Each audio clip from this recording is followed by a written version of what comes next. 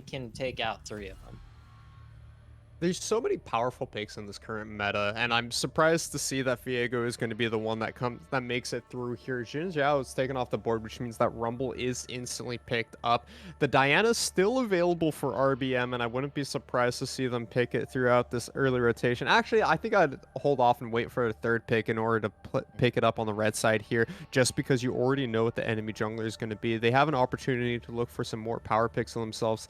The Lee Sin is still up and available alongside that Viego that I just mentioned. Karma being that supportive style mid laner that we considered in the mid lane here. Enchanters to help out these very aggressive junglers on both sides here will be locked in. That means it's going to be playing more towards that scaling for the AoE side.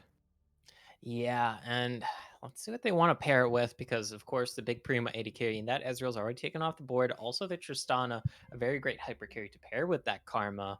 It is going to be the Viego, though. I believe that AoE last time around did pick this, or they have been picking it recently. Nautilus Fair is going to be a response here, though, from the randoms. Nautilus always pairs extremely well with the Rumble because Rumble likes it when you stand in the Equalizer Icarus, and well, Nautilus just happens to be the champion with the most CC in his kit in the entire game, and you have to sit the entire duration in a Rumble Equalizer. You're not going to be coming out looking too pretty. That passive route that you get on his auto attack, the dredge line, the depth charge, all of it, so much CC. And the change of corruption is also a fantastic AoE form of CC lockdown for the side of AoE Mm. randoms to pair alongside that equalizer. This Garner pick is definitely a spicy one that I was not prepared for there, for Eno. Do you have any thoughts on why this champion is being locked in here? I am not entirely sure. Um, this is definitely, I won't say an entirely out there pick. There's a reason why AoE did lock it in pretty quickly here for RBM. It is a great jungler when it comes to farming. I am curious to see how.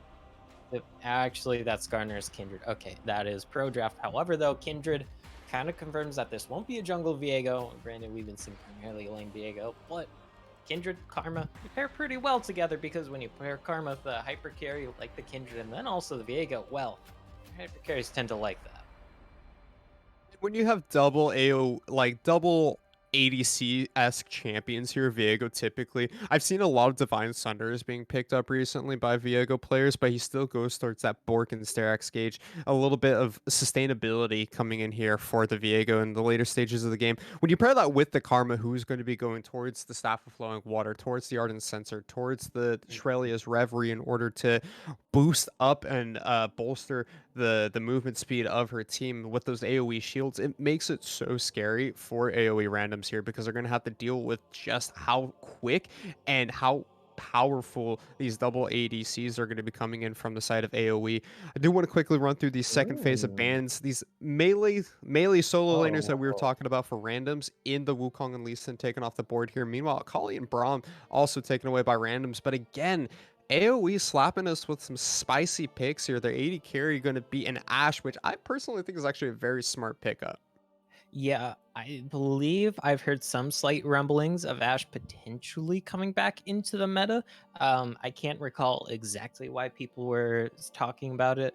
I've seen some toying around with the old Triforce build, which definitely struck me as a little bit odd since you do need that crit. However, though, it does work well into the Varus, even if it's a poke Varus, since you are able to match the range decently well with the volley. You don't have to interact too hard with that Varus. And you do always have that enchanted crystal arrow, which has an even longer range than that Varus Chains of Corruption. You can trade ulti for ulti in lane, and you don't have to worry about the other AD carry hammering away at you while you are locked up.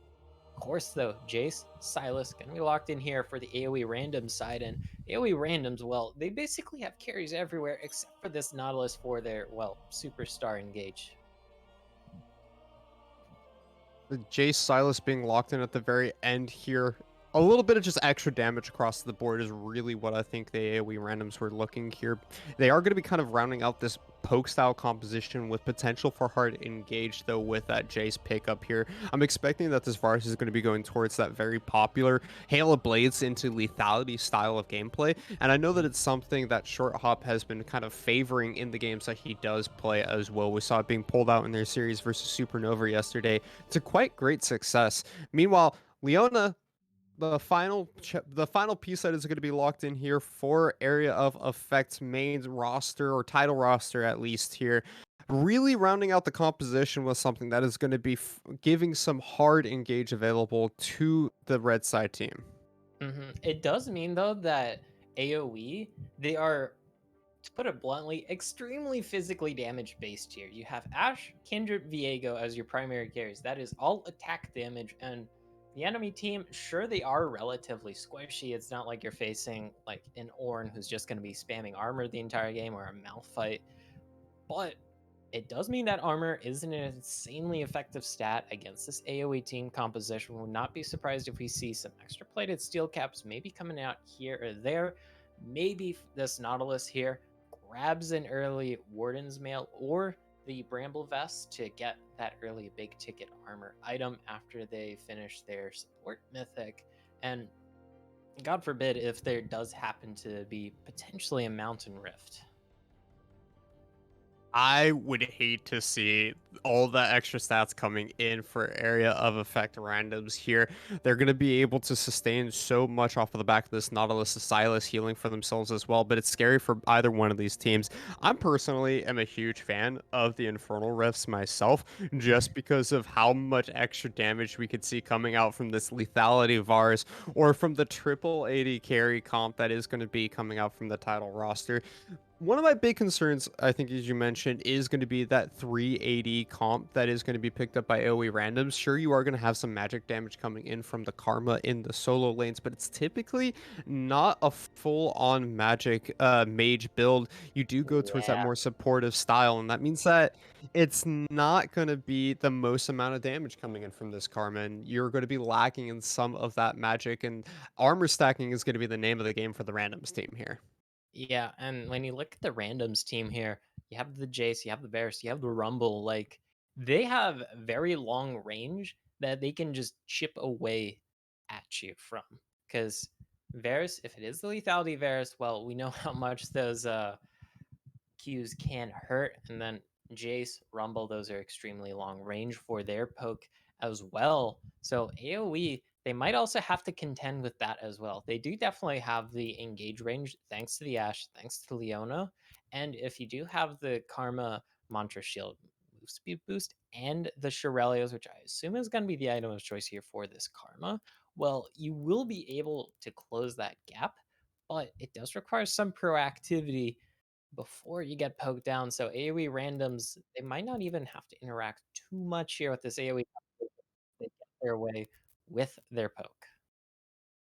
Yeah, and it's really going to be kind of that all engaged team fight style for the AoE main tile versus the poke composition of the randoms team. Before we throw it over to a quick spectator delay and we get ready to go into game one here, I do want to shout out a couple of the other streams where we are going to have more of the Risen Championship series main games going on. If you're interested in the Resolve series, the Resolve team who played on this channel yesterday, they're over on the main channel of Academy right now playing off against Evil Genius's Prodigy. We also are gonna, I'm pretty sure you can find more of these titles being streamed over across a number of the different team orgs. We can always check out Supernova. I don't think AoE is streaming today, but let me just check what other channels are going So on right now. there is a command that should bring up all the extra streams in the chat. I believe it is exclamation mark stream. Let me just double check real quick. Yeah, it should be exclamation mark stream or exclamation mark streams. That should link to all the other non-Risen affiliated ones. As yeah, that should be it. Fantastic. Well, ladies and gentlemen, we got game one between AoE Randoms and AoE's title team here coming to you guys live in just a couple of minutes. Do not go anywhere. We'll be right back in just a couple of minutes after the spectator delay.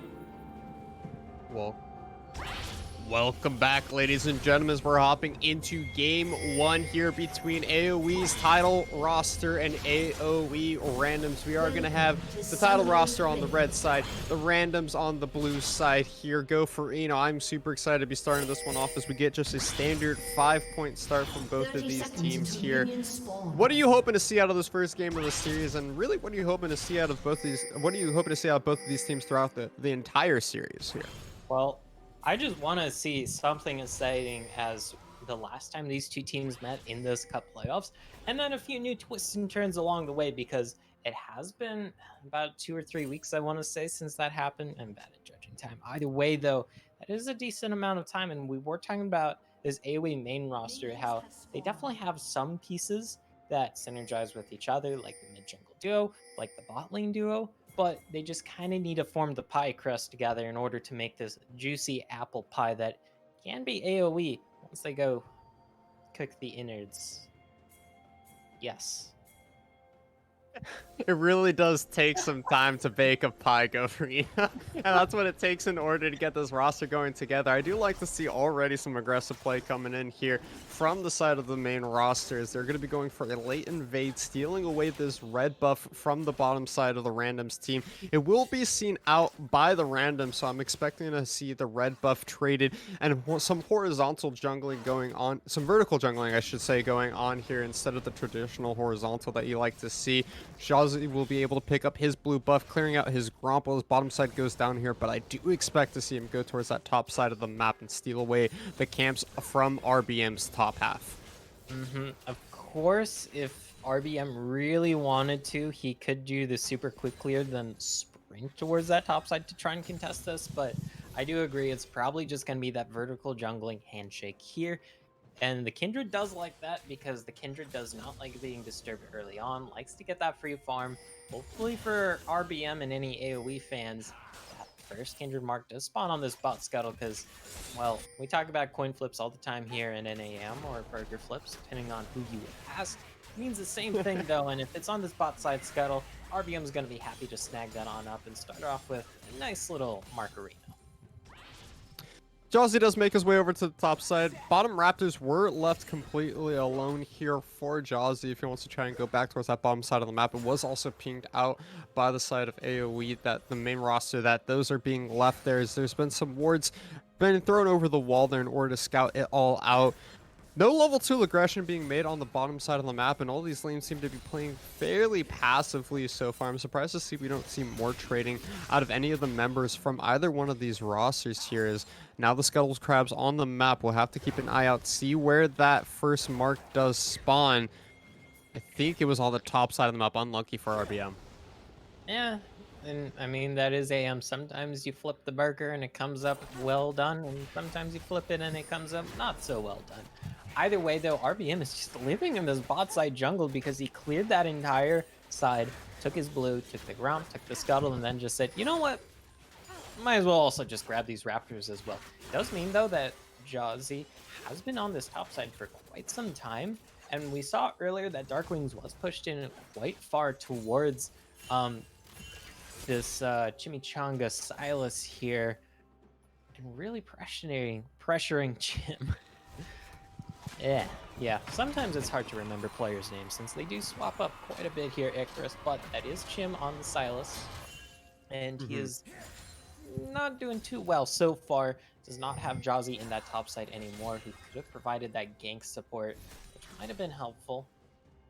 I think it's important to note that Darkwings here, the mid laner for AoE's main roster, did rotate up towards that top side of the map, so it's going to be a face-all that's in the middle lane with that Karma supportive style mage. So we will have a bit of lane swaps coming in here as Darkwings finally going forward, being a little bit aggressive on this Viego. He's sitting at a nice 10 CS lead for himself, and he also has the wave shoving into his half on the map with that cannon minion finally going down. I'm expecting a teleport to be forced out by Chim here in order to match the pressure that Viego is providing. Sure enough, there is that teleport from the top laner, so we will see a bit of a TP diff in the upcoming minutes here, especially considering that Dragon has just spawned onto the map. The first Drake of this game going to be that Infernal Dragon, so either one of these teams that's looking to get that early Dragon stacking will really love to pick up the first and only Infernal Drake of the game. Yeah, especially with how damaging both these compositions are. Of course, we do see a bit of roaming here from Izzy's Leona, and we might see a scuffle here in the mid lane, but it is all kind of sussed out here on both sides. These two teams definitely knowing the other just a little too well, it feels like, and results in not too much happening, just to trade here in the mid lane of abilities, trade here in the mid lane of those relic shield props. RBM, though, is in danger as one missile does land. Does thankfully have the little hop, though. Jousty playing very aggressive here versus the Yep, Kindred. yep. Oh, that's going to be engaged in the mid lane, though. Feasel is forced to flash away from that one as Fizzy not able to stop the engage coming in from Pocus there. Bottom side of the map, the two AD carriers just farming out their waves passively. Neither one being that level 6 just quite yet, so they don't feel comfortable going for the all-in without their CC ultimates available. We will finally have that topside teleport force out of Dark Wings here, so back to even status when it comes to those top lane teleports being on the same cooldown, about a minute difference between the two. So if we see AoE randoms wait for that cooldown for Chimichanga, they might be able to try and force a later first dragon of the game fight with that top lane TP advantage. Of course, I think if we do see an early dragon, it'll probably just be taken by one of these junglers solo, with a bit of help from the bot lane getting some prio and the mid lane getting some prio, but I don't think we're going to be seeing that massive fight around this first dragon, of course. I wouldn't mind being proven wrong, because it is always fun to see a massive fight between two teams that know each other very well, especially as well as these two AoE rosters should be in terms of familiarity. Either way, though, 7 minutes in, it's just been tit for tat across the map. Nothing too much. Just sussing out the competition here, Icarus, and it just speaks to the familiarity of these two teams.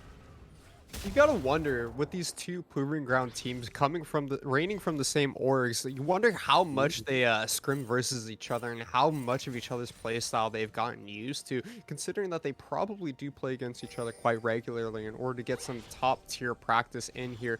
We do see Jazzy making his way down towards the bottom side of the map, trying to find a cheeky bush gank now that he is level 6, has access to that equalizer. The Chain of Corruption's also available here for the side of Short Hop, but Sixth Sense, the Spider Sense is coming in here from AoE's main title. They know on the bottom side of the map, Sketch Dreams and Fizzy back off here and don't allow themselves to get picked off with that level advantage coming in for Short Hop and Jazzy. They find a ward in the river. They're going to back off, but you said it's going to be that bot lane prio into the junglers just taking away these dragons, and sure enough, that's what happens for AoE randoms here. Will be traded on the top side for the Rift Herald, so it will be one objective on the bottom side of the map for an objective on the top side. And the first Rift Herald for the first dragon is just always one of the most classic now versus later sort of trades in League of Legends, because dragon will last forever. Never mind that. That's a great little all-in from Chim. Does have the stolen Heart's Embrace. Ooh, So, Leo, he's going to force the knockback there. Fantastically played by the Jace of AoE randoms there. Chimichanga forcing the flash over the wall, forcing the Lamb's Respite as well. Will secure first blood for the randoms. and I love that from the randoms. They know, oh, never mind that. The action just does not end here. Josie might be in a bit of trouble. As, He's gonna have to back away. Darkwings will come in, force this red buff away. That's gonna be the Viego on the top side of the map, taking away the second red buff of this game, as RBM was still back in base off that death timer, though. Yeah, and early deaths do always suck for the Kindred because, I mean, you are a marksman in the jungle. You do still rely on the items. We always talk about the marks on the Kindred, and yes, they are important, but you do need items. And, and just delaying any amount of items on a Kindred is always nice when you are opposing said Kindred. You have to watch out here because there is a bit of action shaping up here, potentially in the river, Icarus. But it looks like the side of AoE just gonna wisely back off. They don't really want to engage this because RBM with just the pickaxe double longsword, not the most threatening, and that would be your primary source of damage since it is this utility mid laner in that Karma, and it is a Leona who, I will admit, does have some very insane base damages, but no, not 1v3 base damages. Yeah, in that situation, you're already starting to fall behind. The flash forward, the hold on, Short Hop going in. He's going to be able to find the kill into Sketch Dreams. Just a wonderfully timed wombo combo from the bottom lane of the randoms. We can see that power of friendship coming true as Pocus and Short Hop are really in tune with each other on that bot side play. Yeah, although I think there was a little bit more than just the power of friendship there. I think it was the power of the corrupt CC chains of lockdown for corruption. days? Yeah. Um I don't know if friendship extends the length of CC by any amount. That I'll leave coaches to decide on that within the chat. Either way, though, still is Vars getting ahead because even though the Ashe can match the Varus, one thing I did forget to mention, sadly, in that champion select is the Varus does build for the lethality if he wants to, and then you're able to spike earlier than the Ashe. You have much more kill threat than the Ashe because Varus just has much more natural base damages thanks to that percentage health damage from the Blight compared to the Yashu. I mean, her abilities will definitely hurt you over time, but they aren't exactly the big chunky bunkies as Josie looking here with that blast plan. Okay. Quick back away there from the side of AOE, not able to find something for the randoms here, although they are trying to continue to push these Ooh, that's a advantages. Teleport teleport in on the the bot bottom side of lane. the map, though. Jace coming in, trying to back up his bottom side, but is too late for Short Hop, who goes down. Leo is going to be able to pick up a return kill there as Sketch Dreams trying to make his way away from Pocus, but this is a Nautilus at the end of the day. He doesn't have the ultimate, but he will have Oh, the no. dredge line, and a shock blast from downtown finds the second kill. Meanwhile, back to the top side of the map, we have Chimichanga and Jazzy. They're trying their best to stall off this Rift Herald that was able to crash, so a couple of plates going over to the side of AoE, but there's been no kills picked up from this three-man on the top side, and it will just mean a couple of platings and a back away there for the AoE top roster. Be a bit careful here, just in case. And yeah, I love that response by the randoms there. Because AoE, I mean, they went for the textbook play in that bot lane. It's like, all right, you know what? This Varus is alone. We're Ashleona. Let's get his ass. They definitely do that, but you have this Jace who's already kind of ahead, teleporting on down. You have this Nautilus who can just CC you for days, and in the end, you do pay that price. Sure, you do get that Varus. Sure, you do help equalize this bot lane, but it's immediately flipped on its head after that Leo teleport, and now Leo with that fully completed mythic 300 stacking up that tier as well. This Jace is gonna hit like a truck with his poke against this AoE comp Icarus, and I am glad I am not facing that. And it's so scary for the main roster as well, because not only do you have the lethality Jace, but you have the lethality Varus double poke composition, as we were talking about in Champion Select here. And even if you try to full engage on them, you still have to make it through Jazzy and through Chimichanga here with the Rumble, with the Silas. The Equalizer can come down at any moment to prevent a full engage from AoE's main roster. And the Silas plays as such a fantastic frontline sustain bruiser for his team alongside Pocus on the Nautilus that it feels almost impossible to fully engage on the randoms roster here, especially when you're sitting 1,000 gold behind, when you have that 4-1 down on the kills and down on tempo here. It just feels like the randoms have been playing this early game so well with their double lethality early game composition. Of course, though, AoE, they do always have that scaling threat here. There is the Viego, who does scale very, very well. There is the Kindred, who, I mean, technically can scale infinitely, but we always just say, yeah, she scales very well. Never mind that. There's the teleport being committed. Look for Sketch Dreams to drop that ulti. That's going to land. Ooh, that's going to be the Rumble in the jungle that is CC'd up. They're trying to burst out the smite, but the Kindred Lamber Spite is going to save the life of Jazzy. That's also going to be the stopwatch pop. The Equalizer is outbuying so much time, but Darkwing finds the first kill of this fight. Chimichanga joins the fight just a little bit late, but it's too late. That's the Viego double kill. That's the reset. He finally goes down to the hands of Leo, but is it too little, too late? 3 members of randoms goes down. Chimichanga, he's putting in so much work to sustain, coming in, but no more Kingslayer available. It will be the 3-for-4. AoE's main roster is able to find a successful team fight, and they're able to secure the dragon as well. RBM with some more jungle camps taken away. Such a close fight. And RBM now at 3 marks thanks to that fight. This is the sort of throw I'm living for this series, Icarus, because last time it was a banger, and I am just so sorry I had to miss it last time, but here I am with a front row seat to this action because AoE, despite being down in the kills, despite being down in that dragon, they definitely aren't completely down since it's relatively even gold.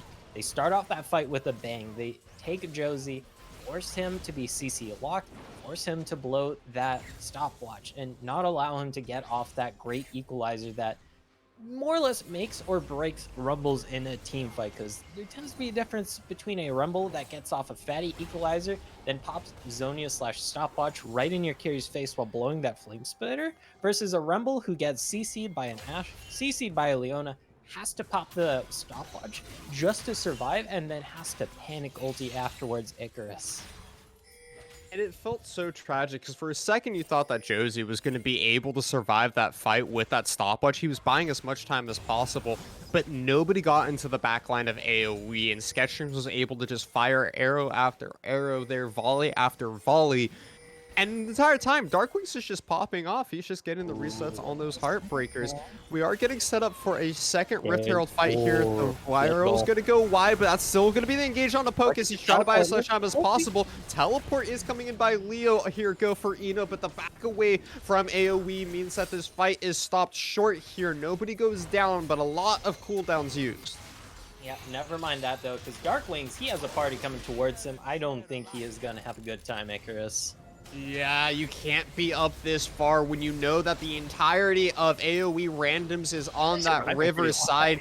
He gets abandoned, but what is it going to cost for AoE randoms here? That mid lane turret will be going down here. First for the kill on the top side of the map, they're going to rotate away here. What else is going to be picked up?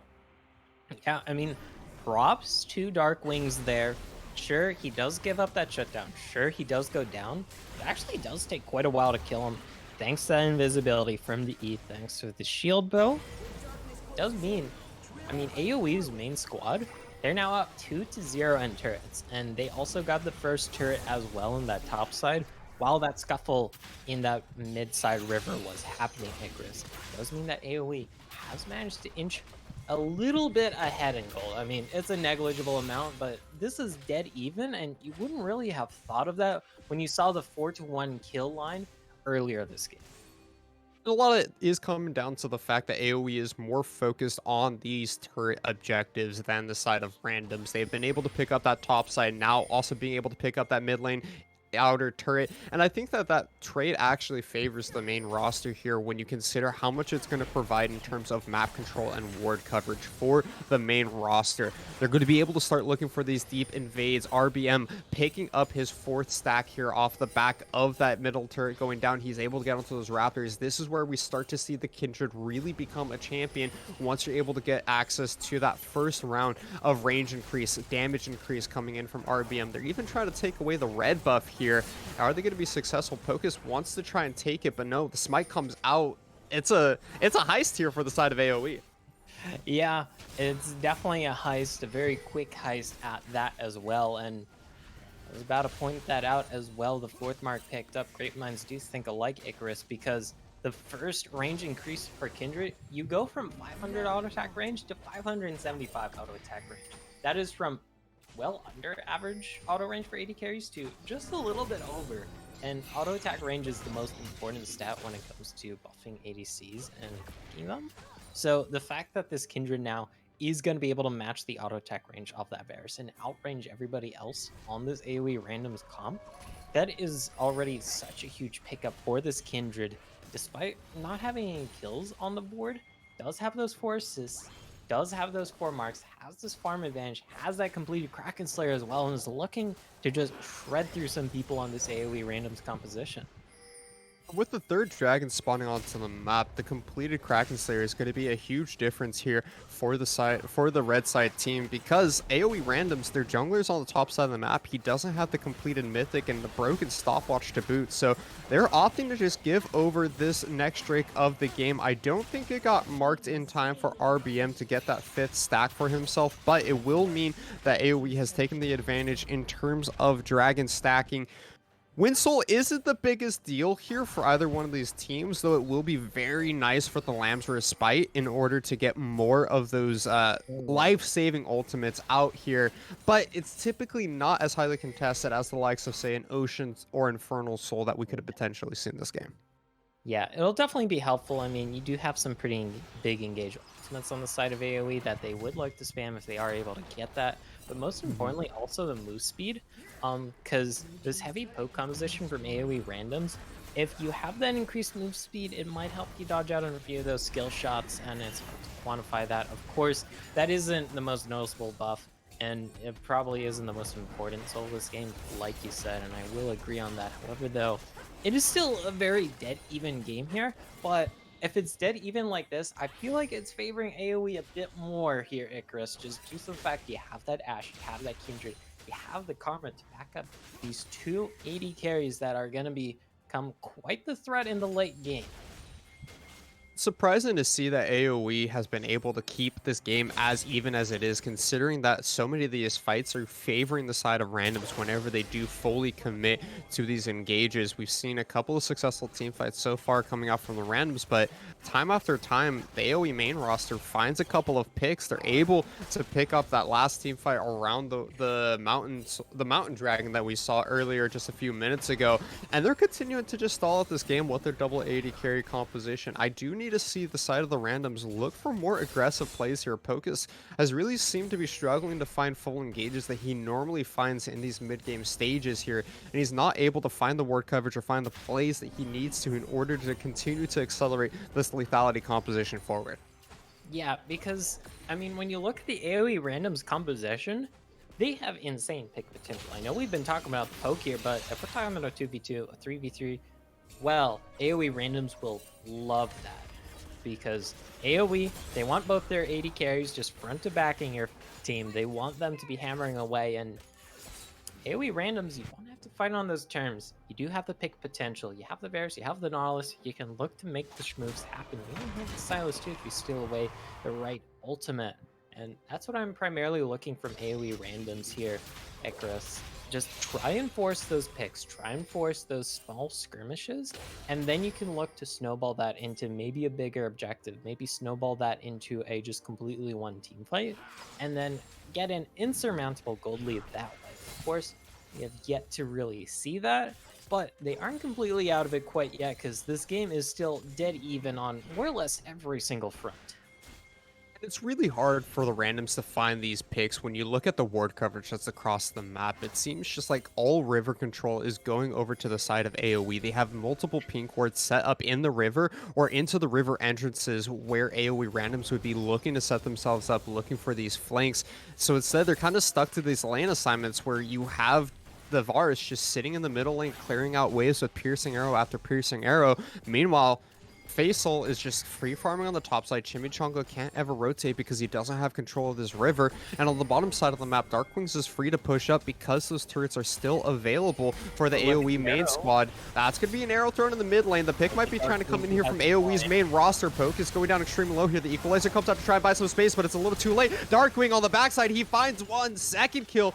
Going over to Sketch Streams here, it's going to be the disengage with the Heartbreaker from Darkwings, but they find 2 from AoE's main roster. They're re-engaging though. Darkwings, he's going for more exactly. They're go for, he's going for second Heartbreaker. Fizzy Support is able to find the kill onto Leo. This is going to be the ace for the main roster. They have found the team fight coordination coming in true, and this could be the Baron for the red side team. Man, and we're talking about the power of friendship for AoE randoms. They have that 5-man roster synergy for much longer. We're talking about how AoE, they definitely have some synergy here and there between a member or two. And then, but it seems like this game, AoE, they have the macro control. They have the power of friendship control as well. And this is just translating to this relatively early Baron here off that beautiful 5-4-0. It does not cost them anything whatsoever. Living in the mind of AoE randoms rent-free right now is this pick potential. It all starts with that Ashe. You drop that enchanted crystal arrow, Fizzy more than happy to follow that up because Ashe Leona, they combo into each other so insanely well, and you have more than enough damage to boot with RBM, with Darkwings to just finish off anyone that gets CC'd like that Icarus, and now AoE in firm control of this game.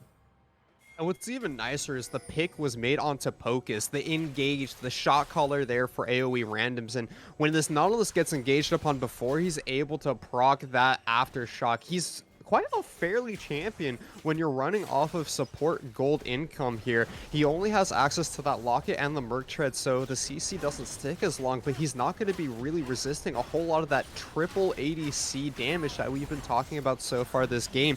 I do want to point out that the shield bow is the pick up here for Darkwing, so really opting in towards that on hit sustainability. Also going towards that wit's end means that he can go up against either of these AOE mage players for the side of randoms in the Silas in this rumble. So he's really looking to sustain throughout these fights. And with this Baron, they're looking to continue to pressure these inner and inhibitor turrets as they pick up that top side turret. They're going to be playing the 1-4-0 right now with Darkwings on the top side of the map, and the rest of the AOE main roster is pressuring in this middle side.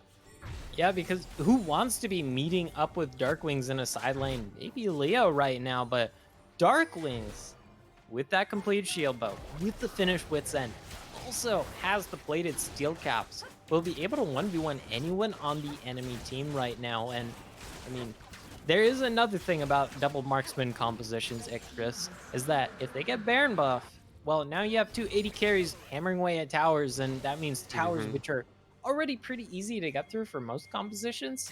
I mean, you blink and you miss it.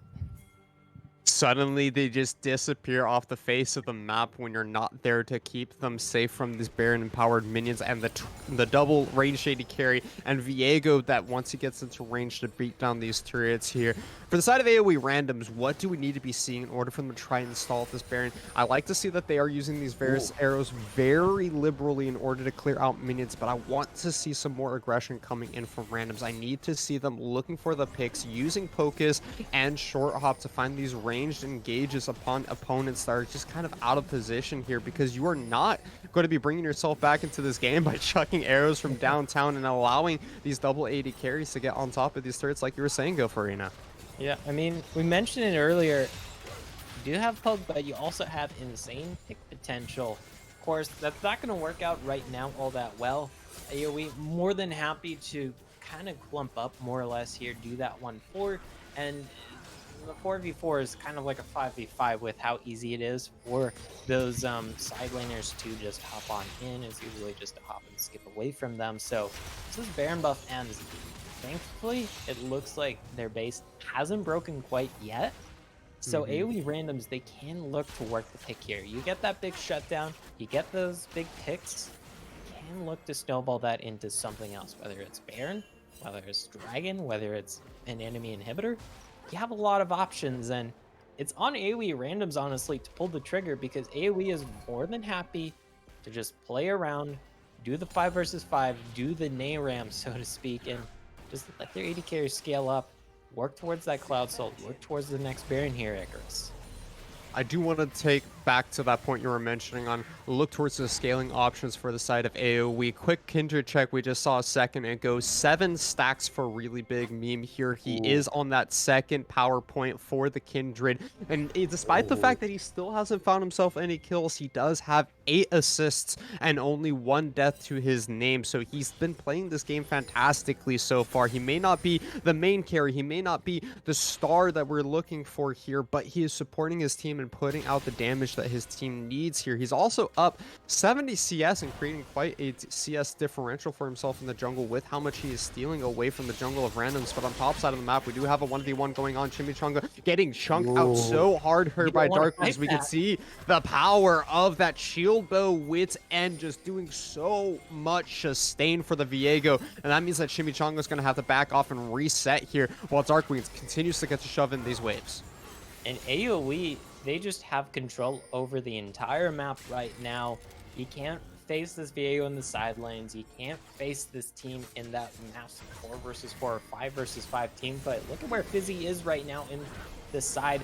Look at that arrow. It's gonna arrow. It finds its way onto Josie. That's the CC. Follow up the Wombo combo we were talking about for AoE. Go for Eno. It's all coming true. Triple kill being picked up by Sketch Dreams. Is he looking for the Quadra? That's going to be a fantastic glamorous fight in order to keep the support alive. And Fizzy Darkwings is going to be the scumbag that ruins the potential Penta here, as it is only Short Hop that is left alive.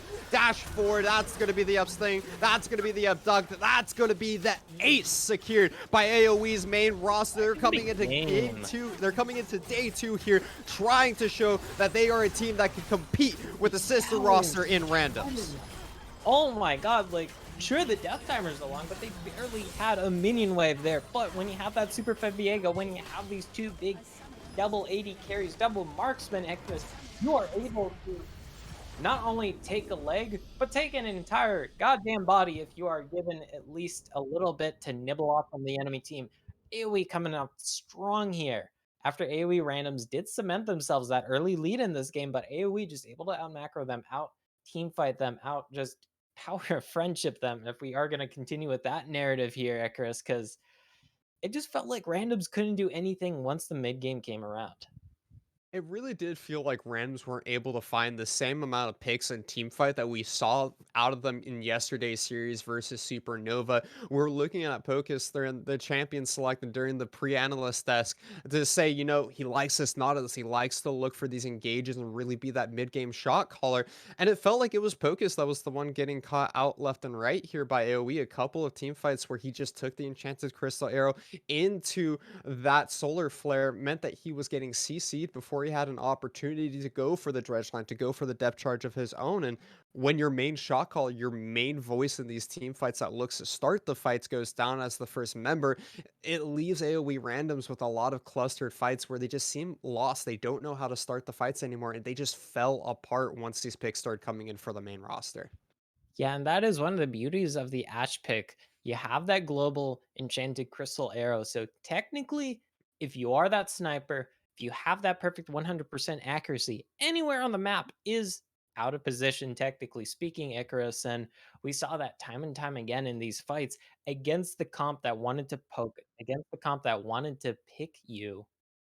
I mean, we saw the picks coming in against them thanks to this Ash from Sketch Dreams, who I feel like definitely deserves a shout out. Of course, Darkwings was that superstar as he always is. We saw RBM go for that selfish farm style, farm on up to become a massive threat. But this Ash for Sketch Dreams, definitely a bit of an unsung hero, I feel, in the score line.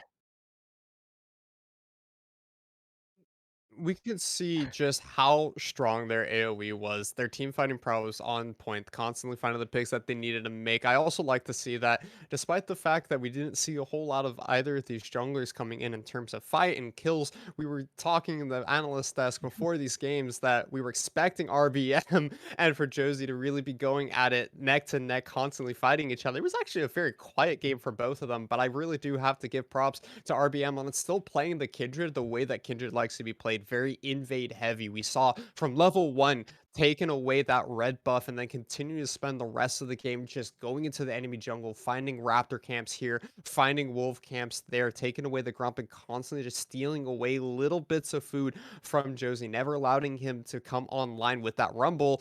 It makes it difficult for this rumble in the jungle to stay competitive with the Kindred when he's just stealing away little bits here and there. And we can see that veteran status of the AoE roster coming into play there when they're able to just constantly drag randoms around the map. And then when they're ready for the team fights, as you mentioned before, go for, the enchanted crystal arrow into the solar flare, the pick potential that they had just working so beautifully together with that communication.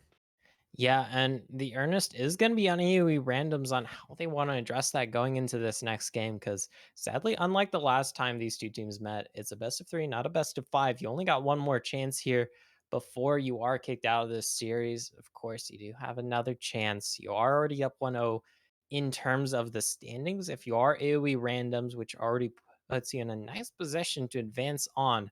However, though, randoms, I feel like they definitely want to win this series, show why they should be considered the better of the AoE teams here, Icarus, and cement themselves a guaranteed spot more or less into those playoffs.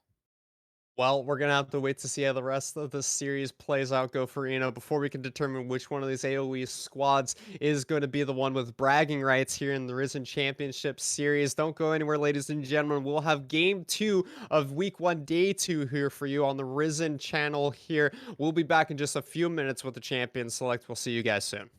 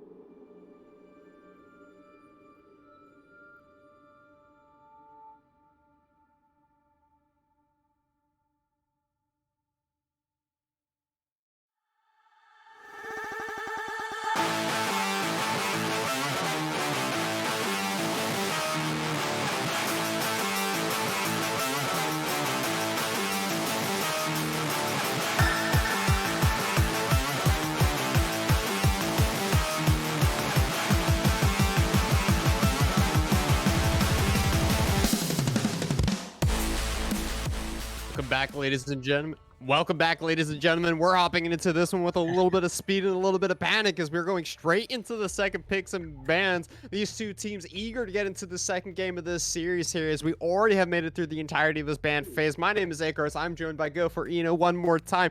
Rapid fire here for you, Go for Eno. Tristana, Viego, Kaz, expand away by the randoms. Meanwhile, title roster taking off the Nocturne, Gwen, and Ezreal. Olaf. Okay.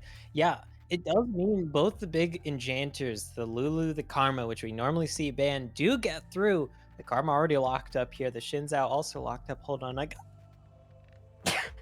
Oh Lord. Yeah, I had a sneeze Bless you. there. Yeah, it's a genetic thing. Apparently, 25% of Americans sneeze when exposed to sunlight, and apparently just now is considered exposed to sunlight. But I digress, as that Lulu, the other big enchanter I was talking about before I had to sneeze, is being hovered and probably going to be locked in since that Lulu does pair well with the Shinzao. You wild growth him as he goes in with his little charge. And the Olaf here, definitely out of left field, it feels a little, since has fallen out of the meta definitely quite a bit after targeted nerfs, nerfs to itemization as well. But Olaf Karma does always pair well because Olaf likes when you give him some more move speed. Hey, Karma gives him some more move speed and he runs right into the face of that Shinzao. Does not care about that polymorph either. I'd like to see that this time around we're going to get these very similar compositions. The Enchanter in the solo lane, you're getting the very aggressive AD Bruiser coming out in the jungle, because we did see yesterday that part of the success for AoE randoms was coming with this Caitlyn? Xinjiao in the jungle. Oh, The Caitlyn pick being locked in for AoE randoms is a very spicy pick. I have mm, actually been personally known as a Caitlyn main. It is my highest mastery great, champion, and actually. I love to see the Sheriff from Piltover being locked in here for the side of AoE randoms. It does mean, however, that they're giving over this powerful Varus pick over to the hands of the title roster. Yeah, and while we do the little break before we get into game, we should definitely compare Caitlyn masteries because Caitlyn's also my highest mastery champion, but it is going to be responded to with the Varus, who, like the Ashe, is a soft counter to the Caitlyn. You're able to match the Caitlyn's relative range since you do have a higher than average auto attack range. You do have the arrow on your Q to match that Caitlyn's Piltover Peacemaker range and then some, and then outpoke that Caitlyn, because Caitlyn can do a little poorly against poke. Of course, though, I was assuming the Karma is going bot here, and that is also assuming that the Lulu might be going bot, but there are more solo laners right now, as the Nautilus being hovered as a potential ban here from AoE randoms. I do like that because, I mean, speaking as a Caitlyn main, I kind of hate it when a Nautilus hooks me. You are very squishy, very prone to all-ins, and that's one of the best ways to deal with Caitlyn. And it is going to be something that AoE randoms feels they have to ban away here, which is unfortunate for them. Last time around, they banned their own Jinja. In the game one, they banned their own Jinja out. Here, they're going to be banning their own Nautilus away from the hands of Pocus. And we were talking in the last game of this series for that you need to be seeing Pocus on these kind of engaged style supports that are going to be looking to really make the plays, make the picks for AoE randoms. When you have this Caitlyn, there are a number of different champions you compare with it. The Leona and Alistar would both be fantastic pickups here, Morgana. which have not been locked in. The Morgana is the most well-known classic pairing. Of course, you Oh, can good, you caught never my drift. forget about the Dark Binding. Everyone remembers the days of Season 5, Season 6, Caitlyn Morgana lanes here as well, go for, I mean, even season 7, 8, and 9, it's just such a tried and true combo. I'd be surprised if it is locked in because the Morgana does do well against the Varus. If you are quick on the trigger, you can Black Shield that Chains of Corruption. That is, of course, if AoE randoms wants to go for it. AoE, though, they are committing to a very heavy AD composition so far, especially if this is a Karma solo lane. Most likely in the mid lane, but maybe top if they want to swap it with that Chase. It does mean that armor stacking once again is effective against this AoE composition, and AoE randoms, they do have the chance to pick a big thick tank in the top lane. And you know what Cyan happens to me? Well, he happens to be dummy thick, and he happens to love purchasing those armor items here, Icarus. So maybe that armor issue might be a ticking time bomb, as the Azir being hovered. We're talking about this in the pregame as something that might show up, but we don't expect it to show up. Never mind that. We've been debated, it seems.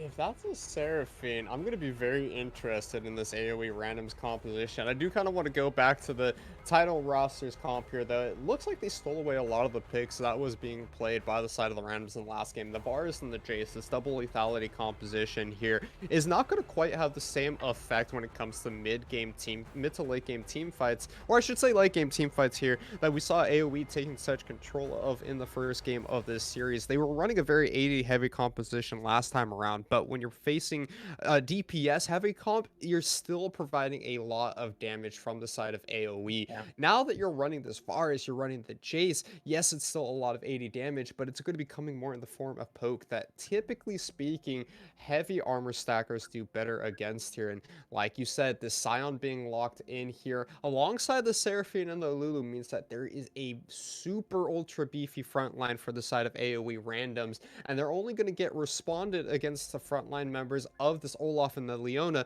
that just got locked in for the title roster. Yeah, and I'm of course going to be keeping my eyes on this bot lane because I mean, like I said, Caitlyn is my favorite champion. I don't main her anymore because I can't lane with her anymore. Since the nerfs from whenever they lowered her base HP value by a decent amount. However, though, um, I'm curious, is it going to be the Lulu solo lane or the Seraphine solo lane? Because I feel like Seraphine scales better as a solo laner, but there is always the potential. Can go either way, whichever way you want to swing it, and it's probably going to be into that karma as well. Battle of the utility mid laners, so to Mhm. speak. So maybe for once, mid lane won't be the big highlight reel showstopper, so to speak, that we are going to be looking to in terms of lanes.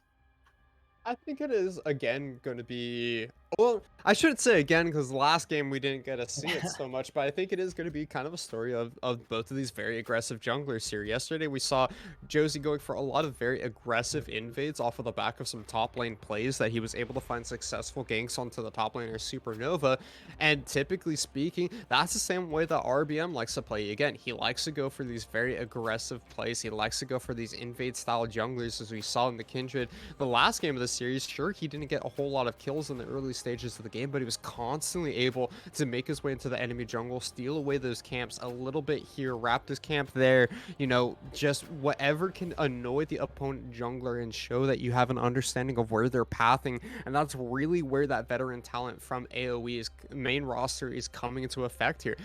RBM's ability to understand what the opponent jungler Mhm. wants to do, play very aggressively, and go for these invades in order to shut down the farming style that Josie can sometimes find himself naturally falling into.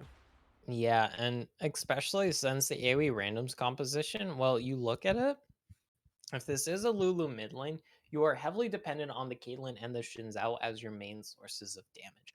If it is Seraphine mid lane, though, you do at least, even if it is a very highly utility focused Seraphine build, she does naturally put out a decent chunk of damage. She has good Hmm. scaling on her ratios and has some decent-ish base damages, especially if you happen to get that Leandri's Anguish. Either way, though, gonna be having to heavily rely here, heavily look towards this Caitlyn and how Short Hop can play it in order to pilot it to success because Caitlyn can be shut down fairly easily by any sort of pick. There's a Leon, there's a Varus, and that can be hard for this Caitlyn to deal with. Thankfully, though, there's a Lulu and Seraphine to at least back you up.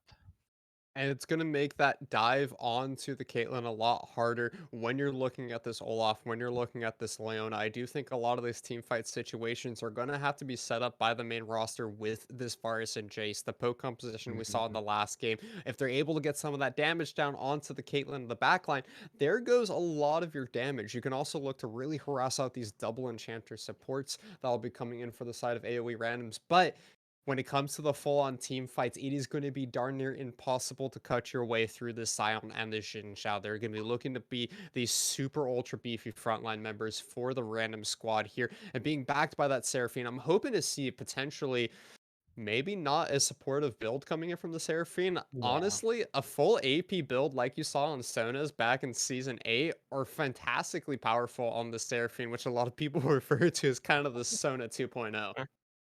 Yeah, just a little bit. I think we will steer clear away from that discourse because that is a very heated Twitter discourse that we don't want to be. mudding ourselves in. It goes many Twitlongers deep, many Reddit posts deep. Either way, though, there definitely is a lot of protection for the scaling, and I do agree. I want to at least see some damage come out from the Seraphine. Don't get me wrong, some utility I do support. However, though, Leandri's Anguish, when you look at the AoE composition, Olaf tends to be much more focused on building health. Sure, he will build some resist, but tends towards those items that give him the attack damage, give him the health, like that Stridebreaker, like the Gore Drinker, like the Sterix. And you know what Leandri's Anguish really thrives against? Well, when you stack health like that and not a lot of magic resist Icarus. That is, of course, assuming what this is Seraphine mid lane. That is kind of the natural situation. I don't know why it's so hard to find a word there. Presumption. Yeah. Yeah, presumption, whatever you want to call it there for the Seraphine. Because I kind of want to see a Seraphine mid lane this game. I'm a little Mhm. biased though, because Seraphine mid lane is frankly a little bit more interesting to me than Seraphine bot lane. Well, I'm happy to announce for Hugo Farino after the champion select, we can confirm Seraphine will be going into the mid lane. Meanwhile, the There we Karma for the side of the go. AoE main roster is going to be going onto the top side of the map, so we're not even going to be getting that Enchanter versus Enchanter matchup. Instead, it's going to be Leo that has to try and play safe versus Darkwing's Jace here. Meanwhile, Chimichanga will be suffering that range versus melee matchup on the top side of the map. We're going to go ahead and throw it over to a quick spectator delay here as we get set up and ready for game two. But don't you forget about our sponsor before we go in U.GG. Thank you so much for sponsoring us. A message from our sponsor. Only U.GG has profiles with your LP per game. The site with the best data for builds and runes now has the best data for profiles too. I know for myself personally, whenever I'm looking for a quick build guide, I always go to U.GG. It's just the site that I find to have the most up-to-date information on every patch. So go for Eno. Everyone at home, I'm super excited for game two here. Do not go anywhere. We'll see you guys in just a couple minutes.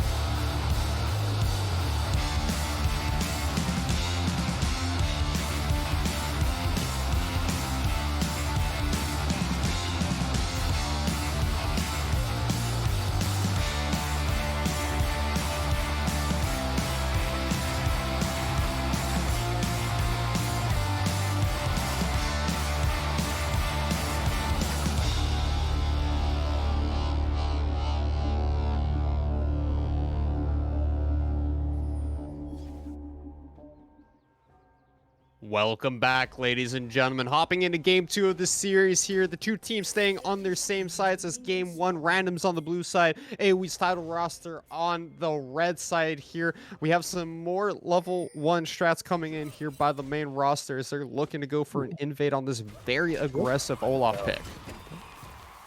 Yep. Granted, was spotted out, so they do suss this out to use the hip zoomer Among Us terminology. 'Cause, curious to see what the response is. If they want to drop a counter ward, of course, with sketch streams already here on the spot side. Was spotted on that ward as well. Does mean the side of AOE randoms won't really reply, but they will have a little bit of a party here in this bot lane bush, just in case there's any late invade shenanigans coming up from AOE. Because I mean, RBM's on their team, and we all know how RBM has that me fight gene, likes to go for those aggressive skill checks. And the level one invade is definitely one hell of a way to start off the game with a skill check. And there's a champion you're going to use to go for that level 1 skill check. It is going to be the Olaf as well with that resetting undertow ability. There's so much damage that an Olaf can do in the early stages of this game. And that's why we're looking towards the jungle this game. We're really looking towards this Olaf pick in particular for the side of AoE, because we were talking a bit off screen here that it's going to come down to RBM, this Olaf pick, to make things happen in the mid game for the side of AoE. Because you can have a couple of frontline members in this Chimichanga, in Josie, starting to stack some armor items, but if this Olaf gets rolling early, there is not much in terms of damage for AoE randoms to be able to stop a fed sustained bruiser in the jungle. Yeah, it really, especially since it's RBM, who we know he's not going to be going for Mr. Tanky Olaf. He's not going to be going for the, it's not adaptive helm. The, why Knight's did I Vow? forget it? Yeah, no, not the Knight's Vow. Ooh, hold on, though. I'm going to have to interrupt you here. As we're getting some summoner spells. The flash is being blown in the bot lane. The cleanse has to be used. It's a Wait, the first 1-for-1 at blood? the end of the day. First blood going What are we over to thinking, Pocus, but Sketch Dreams is going to be going down for his efforts, trading a kill for himself. Double kill picked up by the support of AoE randoms. Pocus isn't on engage this time. I guess he's on carry support duty. Yeah, I mean, I completely did not expect this with how even the last game was, how long it took for that first blood to happen here. You could tell by the fact I was just killing that time by trying to remember. Or Turbo Chem Tank, that's the name of the item. All it took was 3 kills for me to remember that, but I digress. All it took was that level 2. Never mind that, because we have even more action as Josie looking to fish for some prey in the mid lane, but didn't find it thanks to that electric charge gate coming on out from Darkwings. But what a hell of a start here for this bot lane.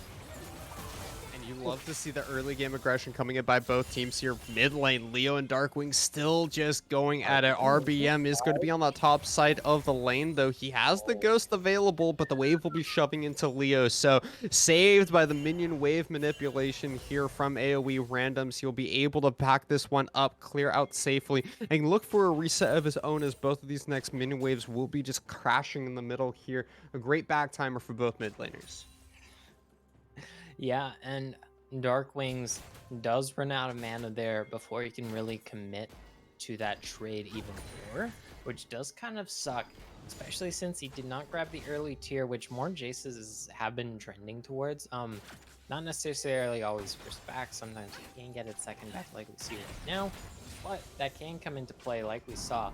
And as we can see here, Icarus, the junglers are hopping around this bot side. There aren't a lot of summoners given that very harsh scuffle, as Sketch Dreams is in danger and he's gonna die. Oh my god, Josie finds so much damage on the Sketch Dreams. This Fars was not prepared for the Xin Zhao to be on that top side of the jungle. They thought they had Darkwings with the flank, but it was Josie that had found the dark spot in all of AoE's main roster's vision there. Picks up the kill onto the enemy KD carry.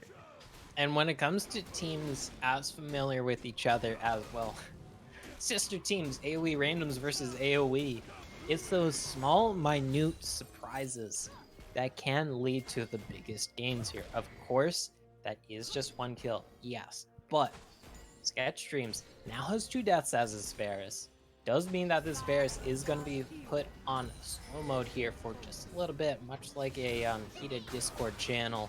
And the lethality of Varus hates falling behind Icarus. You want to get ahead Hmm. so you can have that advantage in the poke, you can have the advantage in the stats, because we all know that lethality of Varus tends to drop off as the game goes on. When it comes to those big 5-on-5 fights, does not put out the same DPS as, say, an on-hit Varus or a crit Varus even. Now that you have 2 deaths, that might just be a bit of a sore spot here if this bad luck does continue. I do like to see this dragon being snuck away by the side of RBM, though understanding that a play just happened on the bottom side of the map and Josie is not prepared for that dragon to be quickly restarted there on the main roster side. So he's going to go over the wall now, see that there is in fact not a pink ward in the pit and that it was just done completely under the guise of fog of war here for AoE. And they'll back away here, trying to find an invade, but it's just tempo lead here for RBM. He cleared out his entire bottom side of the jungle already, and now Josie feels like there's nothing much he can do and might be trying to set up for a bottom lane dive instead, but he will be Probably seen though. on that pink ward. Yeah, as props to RBM there, able to fish out that small advantage in that dragon and this farm advantage, despite the kill gap between these two teams. Maybe it is the experience gap coming on in for RBM. As I say that, even though RBM did take a long time off and only came back out of his TFT slump because a certain streamer friend of his did convince him to try once again. I believe that happens to be the story. I may be missing a few details here and there, but never mind that, because I'll just run with that narrative for now. Well, he has been a veteran in the scene for a while. Glad to see him back for sure here as he's going to be putting in some work for the side of AoE. As we go back to the overall state of this game, it is 3-1 so far. That first Drake will be going over to the main roster here. I want to once again come back towards these junglers and what they're going to be looking Never to mind do that. as we're stepping forward. Cut out. Darkwings might be looking his own Josie off of his Look own at blue buff as Flash Bro RBM is trying Joji. to make an invade happen here. The Crescent has to be used here from Josie just to buy himself some time as RBM rotates over. Not going to be able to find the undertow. Not going to continue to push for this kills. Now he's looking for that invade. He steals away the scrying orb, so they will see Josie just hovering around this Looking backside of for the map. the But bot it's the lane bot though. lane rotation, though. Are they going to continue to find something here? Smite coming out a little bit early Never here mind by about the RBM. The ulti. Smite There's secure the coming in bad from Josie, ulti. but the ultimate That's unstoppable one. onslaught coming in from Oh, Chimichanga. That is going to be the Drift King making his way in and punishing the over invade from the AoE title roster. man, and that is a call out post if I ever seen one, Icarus. Like, that is knowing your opponent's move 4 years in advance. Like, all right, we know you guys have this tendency to try and invade here. Yes, it starts off well for AoE, but after that, Josie, like, he, No that is fear. undeniable thirst coming out for that blue buff. Like, I would say just let it go. Yes, you have a Seraphine mid who would dive for blue buff, but come on, man. Come on. You don't have to commit that much for the blue buff, as And that's really where we see kind of the downside to RBM's playstyle here is that over aggression, is that over willingness to go in for these kind of invades. And like you said, it got called out by the bottom lane of AoE randoms as set now up they in the get top themselves lane, set up on the baby. top side. They're in the bush. They get the knockup. That sketch stream's getting blown up 100-0 there by Oh, Short Hop and Josie. There is not much you can do about that. They're going to try and get both of these platings as well here and look to drop the Rift Herald to secure even more. Instead, Josie just backing off as now we got RBM coming up the river, but he's just going to be dissuading any further action on the top side of the map. man, and I was mentioning early that Varus hates being put behind when he goes for that lethality build, especially. Now 1-3 because of a little bit of cheeky brushy action there, a little bit of cheeky alcove gaming coming out from AoE randoms there, and the side of randoms, they are coming back roaring here, Ekris. This is definitely going to be a definitive lead they are feeling. You have 2 kills on this Galen, who's going to be the superstar of your team, but also 2 kills on this Xin Zhao. Can snowball well, run away with the lead, and the rest of your team is doing okay as themselves. You're not losing any lane here.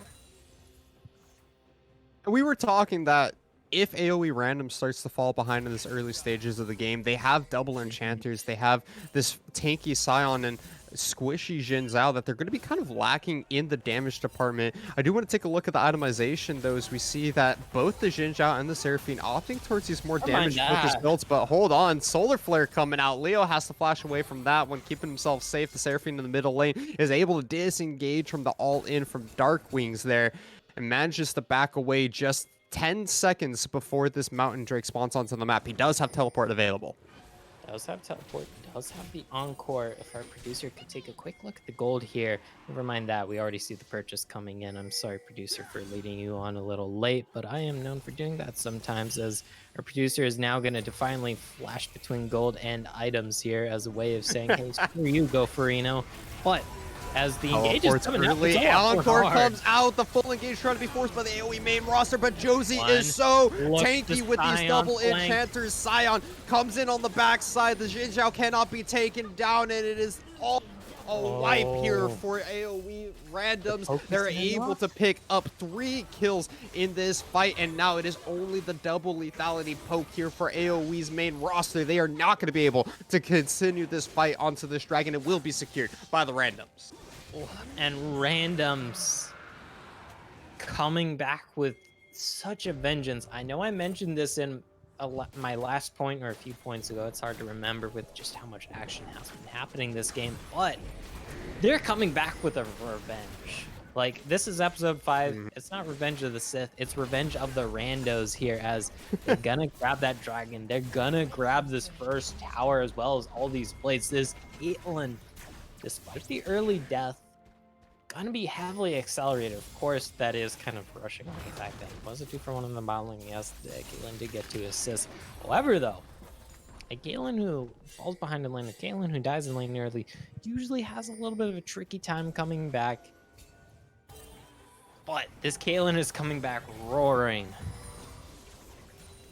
And I like to see the itemization that's coming in from Short Hop and Josie here. We saw in their series yesterday that really how they played these early stages was going to be through the bottom lane and through their jungler. And when you're facing this poke composition that we've been talking about here from the AoE main roster, going for that Gore Drinker, going for that Shield Bow is just going to provide that much more item or that much more sustainability for these 2 carry members on the side of the randoms. They're not going to be allowing for this Varus and Jace to get down all of that ranged harass, and instead continuing to use the range advantage that Caitlyn has in these early game stages to poke away at these turrets. They already picked up that bot lane turret for all the platings that it was worth, and now they're just setting up camp in this middle lane, using the range, clearing out these waves as quickly as possible, and continuing to whittle away at these platings and get just more gold into the pockets of the randoms. Yeah, because it was a fairly even game last time around, but we're 13.5 minutes in, Icarus.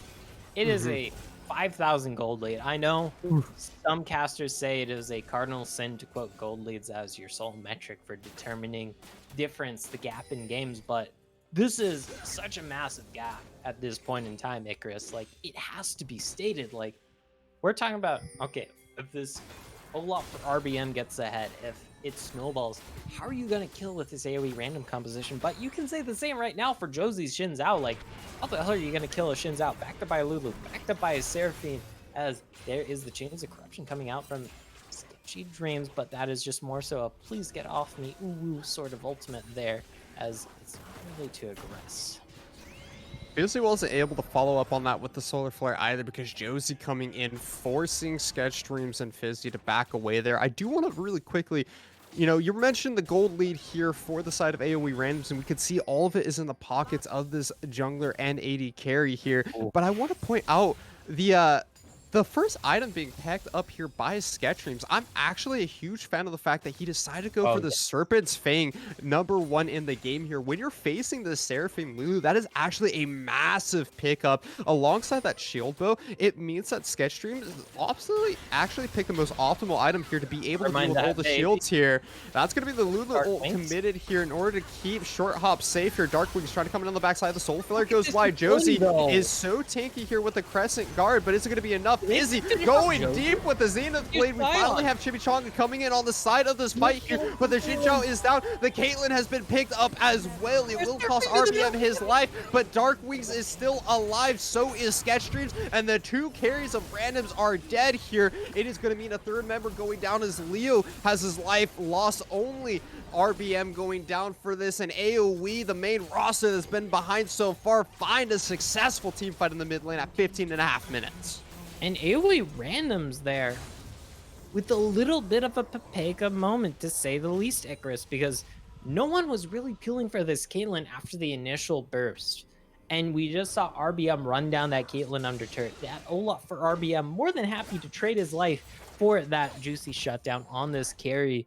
And we saw Leo kind of just teleport into the entire enemy team as the Seraphine doesn't even have that first item completed. And I mean, even a full build Seraphine, not exactly known for her tanking prowess, to say the least. And that is going to give a massive swing here over to AoE to bring them back into this game a little bit. Sure, the gold lead still definitely in the lead of AoE randoms. Yes, they do still have these two big primary damage dealers ahead in this Caitlyn, in this Xin Zhao. Gap is closing a little bit, and we do have about 10 seconds until this next dragon, and I feel like we're going to see another fight happen here in just a second with all these ultimates that are back up and on the board here, Icarus. Keep in mind, though, for the side of the randoms, they do not have the Encore or their Unstoppable Onslaught for their two big initiators here. They're going to find the inside track onto this dragon, but that is so much fast damage coming out. That's the flash forward. Busy trying to go. They're getting on top of the Caitlyn. The Lulu ultimate not going to be enough here as the support finds the AD carry in the middle of this fight. Starting it off, Bars putting in so much work. It is just an absolute stomp here coming in from the AoE main roster. The dragon has not been secured by anyone just yet, but the team fight has been won, and the dragon will be the reward for the main roster. I'm gonna take a page out of Freak's book here, Icarus, and flame one of these teams. AoE randoms, what the hell was that? You don't have your big ticket ultimates, your Caitlyn chunked down to have health, and the enemy team here in AoE knows, let us just all jump on this Caitlyn. We can burst this Caitlyn. We can win this fight.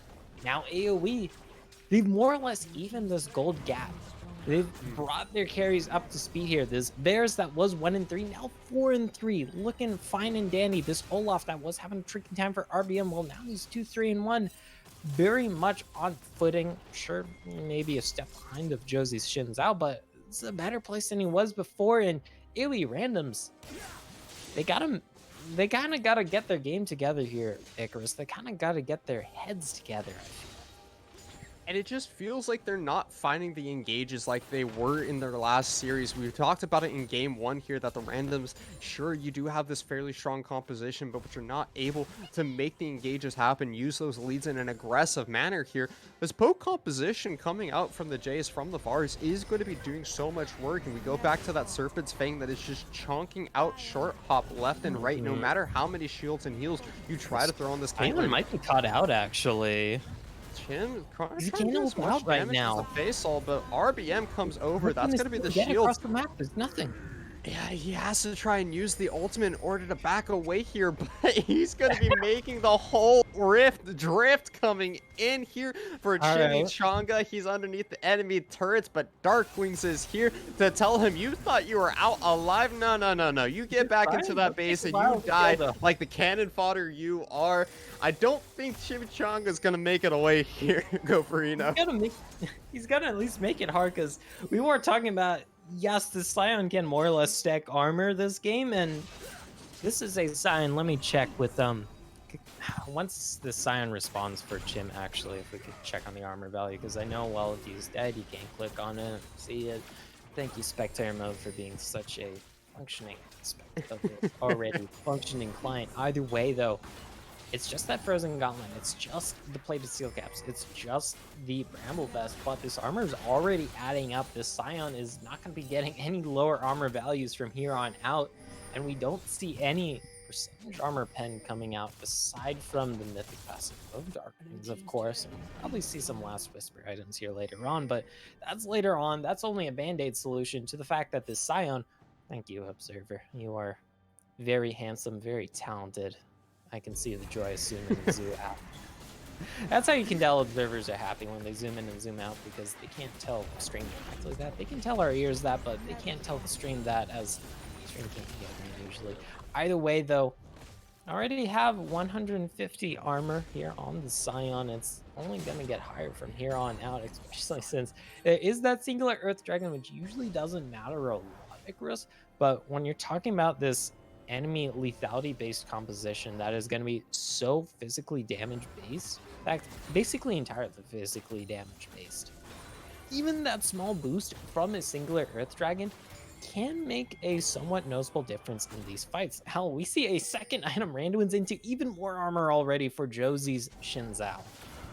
And that's really what you need to be seeing for the side of randoms here. I like to see the Onslaught of Shadow being used here as well. Unfortunately, it's not going to find anyone. The Change of Corruption also going wide. The Encore from downtown, though. Finally, we get an ultimate that lands here, engaging for the side of randoms. That's going to mean some immediate pings coming down onto this Baron, despite it only being the support picked up here. But look at this river. It is dark for the side of AOE's battle roster here. Instead, the Baron, baby. Range blue trinket coming in here. Baron has been started up here. The Caitlyn is sitting on 2 items, so some decent DPS coming out here, but it might not be enough as that's the shock blast. That's the piercing arrow. This Caitlyn is dropping down low, but the re-engager coming in from Josie. The Crescent Guard trying to buy some time, but they just can't find anything to stick onto the AoE's main roster here. Instead, that's more piercing arrows. That's more poke, and this could be the re-engage. Look at that top. Ragnarok being used. That's a sniper to the backside, and look at that. 2 members of AoE randoms are just chunked out. It is only Pocus and Chimichanga left. He gets CC'd up, and one more piercing arrow will find its way onto the Scion. It is only the Lulu support that is left alive. Dark Wings is trying to stay alive here, and it will be Faisal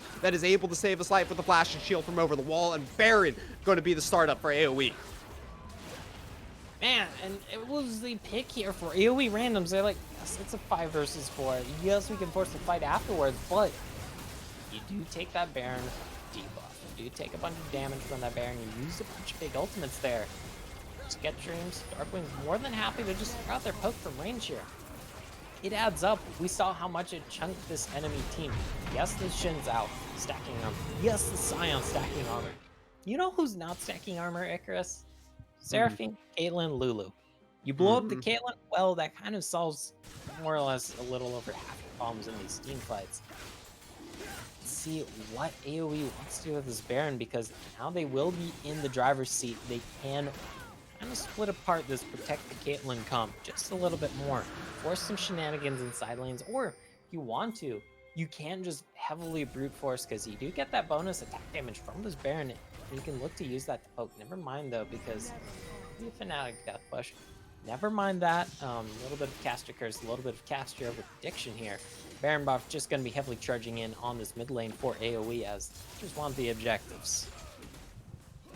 I need to see randoms make a pick onto somebody that's not fizzy here. I need to see them use these engage ultimates of the Encore, of the Onslaught of Shadows aggressively. But we did have Chimichanga on the bottom side of the map, clearing out that wave, shoving it out, while Sketch Dreams on the top side is going to be pressuring that top lane inner turret here. Onslaught of Shadows used aggressively in the mid lane, but it's going to go wide one more time here for Chimichanga, so that's going to be another couple of minutes here before the Scion can engage once more. Now that he is level 13, though, it should mean that's only going to be about a minute and a half cooldown, so we'll have to wait for the AoE randoms to make another play, but they're falling behind on the macro play here, as immediately 4 members of AoE rotating towards this top side of the map. They get that inner turret. Nobody is responding from the side of AoE randoms. This is going to be the inhibitor turret going down. Go for Eno. Is there anything that they can do? The engage onto Chimichanga. Wait, that's an engage in the mid lane. Caitlyn is able to pick up a kill onto the Karma there underneath the enemy turret, but you don't have that short hop in order to be there for the team fight. It looks like randoms. Are they going to keep going here? You have no Caitlyn. Why are you stepping forward? It's going to be the Encore trying to buy as much time as possible, but the Seraphine is able to pick off Sketch Streams, but Leo gives his life for it. Now, Dark Wings is still alive. Dark Wings is still here. RBM can still look to go and it's a 1-for-1 at the end of the day. I don't understand. Go for Eno. What? I'm sorry, what? What did we just witness here? Like, your color, you tell me. This is God damn it, I hate being color in this situation. Like, how do you explain this? Because this is like a literal coin flip in terms of what it is. It's either like 500 IQ, galaxy brain, six dimensional chess about how much you know your opponent, or you just did a bunch of McDonald's McBurger flips here and it just happened to work out this way. Either way, though, at the end of the day, it does technically stall out and more or less distinguish, or sorry, extinguish, not distinguish, this Baron push from the side of AoE. Thankfully, they did grab that big inhibitor though, and they do have setup over this dragon, but it's still 2 minutes out. Icarus says this is still a game on a knife's edge to say the least, which is really weird to say because AoE randoms had that massive 5k gold lead, which we pointed out at 13.5 minutes, and now they're Focused. technically Oh no. Flash away from the Lulu support. I thought I saw his death in my eyes there for a second. Go for Eno, as he is able to keep himself alive. man, and one of these is gonna be the fight. Look at Chin. He's channeling this. Dark Wings does not know. They got the flank. RBM, will he be able to help? Not really. That's wind into lightning. That's going to be the dash forward from Josie. He's able to get the shutdown onto this Jace. That's the They're going in on to use this. in order to disengage. This is the opportunity, but there is no short hop just quite yet here. Nope. That's going to be the ace in the hole use in order to try and follow up on this fight. But is it going to be AoE that can back away here? They're able to keep themselves safe to make it out of that fight, but it costs Dark Wings his life. Great bush play by Chim. Yeah, like that's just one of those things. Although this time I'm leaning much more heavily towards that 500 IQ 6-dimensional chess this time around, because that was extreme patience from Chimp there. And Dark Wings, as this Jace, sure you are ahead, but you are still very vulnerable to getting CC locked. Yes, you are at 3.5 items, but you don't really have any extra tankiness at all. And it is very easy to just have a bunch of people hop on top of your little hindquarters and burst you. This game still dead even. Like, we expected it to be an even game, an even series here, Icarus. But goddamn, this is like even surpassing our expectations in terms of how goddamn even this is.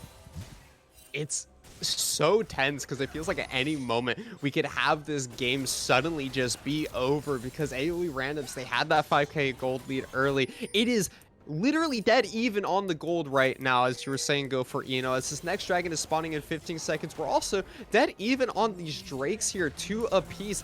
Faisal is going to be able to pick up that bot lane turret. There is that side lane pressure coming in for the AoE main roster. If we take a look at these ward coverage as well, AoE's main roster is going to be having the ward coverage around this dragon pit. The tensions are high. This could be the game that breaks the camel's back here. Go for Eno. Let's see, because even though so much has happened this game, it feels like this singular game has gone on for a literal eternity, a decade, a generation, whatever you want to say a long amount of time. This is just only soul point here for AoE. Goal point for AoE here. As we're going to go ahead, I think our producer is telling us, are we going to a break here? Oh, I don't have to. Okay. We're going to go ahead and take over. I'm going to go ahead and take over here for a second here for Go for Eno, as he's going to be running off to use the restroom. We are going to be taking a look at this game, though. Soul point, as he said here, he's going to... Soul point here is we do have the engage coming in for Chimichanga. They're trying to make something happen in the mid lane. Ultimate coming out. Ace in the hole is not going to be able to find success. Flash forward from Chimichanga will not be able to secure the knockup onto Sketchstreams, as he has to back away here. The bar is barely walking away with his life. Now it is going to be the disengage coming in from AoE randoms, and they will be backing away this entire time, though. Dark Wings on the bottom side of the map. He's going to be able to pick up that bot lane inhibitor turret. The inhibitor is respawning, which means that super minion in the base is going to be going down to the turrets, but it'll be stopping the wave from saving that top lane inhibitor. AoE randoms has to back away here. They have to try and answer to these minion waves, but the middle lane, still such high tensions around this Baron buff. Is Chimichanga looking to take this fight versus Dark Wings? You may be armor stacking, but that is a Sorelda's Grudge completed Jace. Dark Wings putting out so much damage here versus the Jace.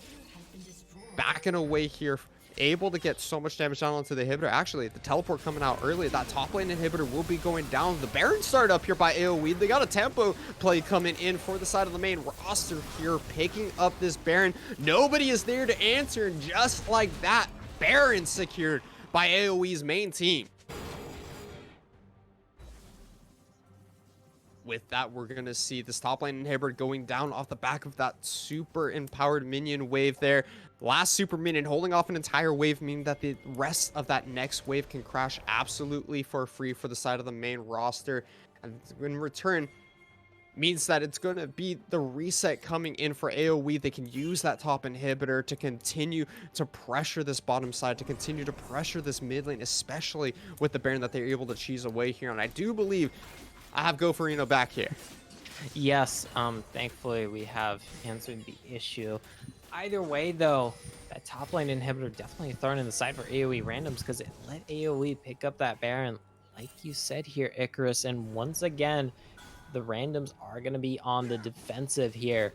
Really weird to say because I am once again going to bring it up here, Icarus.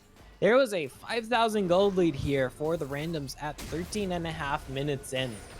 Now, they are technically on the back foot. There's the unstoppable onslaught, though. They're looking for an RBM, a little caught out here.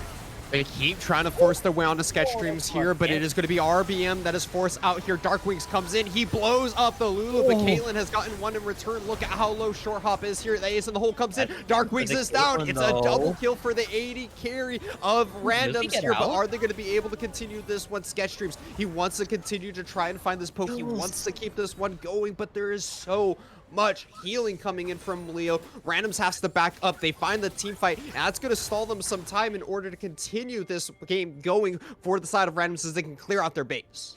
And that is another aspect of this armor stacking meta game right now, because not only is it hard to get through the health bars here of Chimp, of Josie, but with the heals and shields coming in from this Lulu, from the Seraphine Icarus, well, there's definitely a lot more health than just one health bar's worth of Scion and Shinzao that you do have to get through. And the Shurelia's grudges here will only go so far.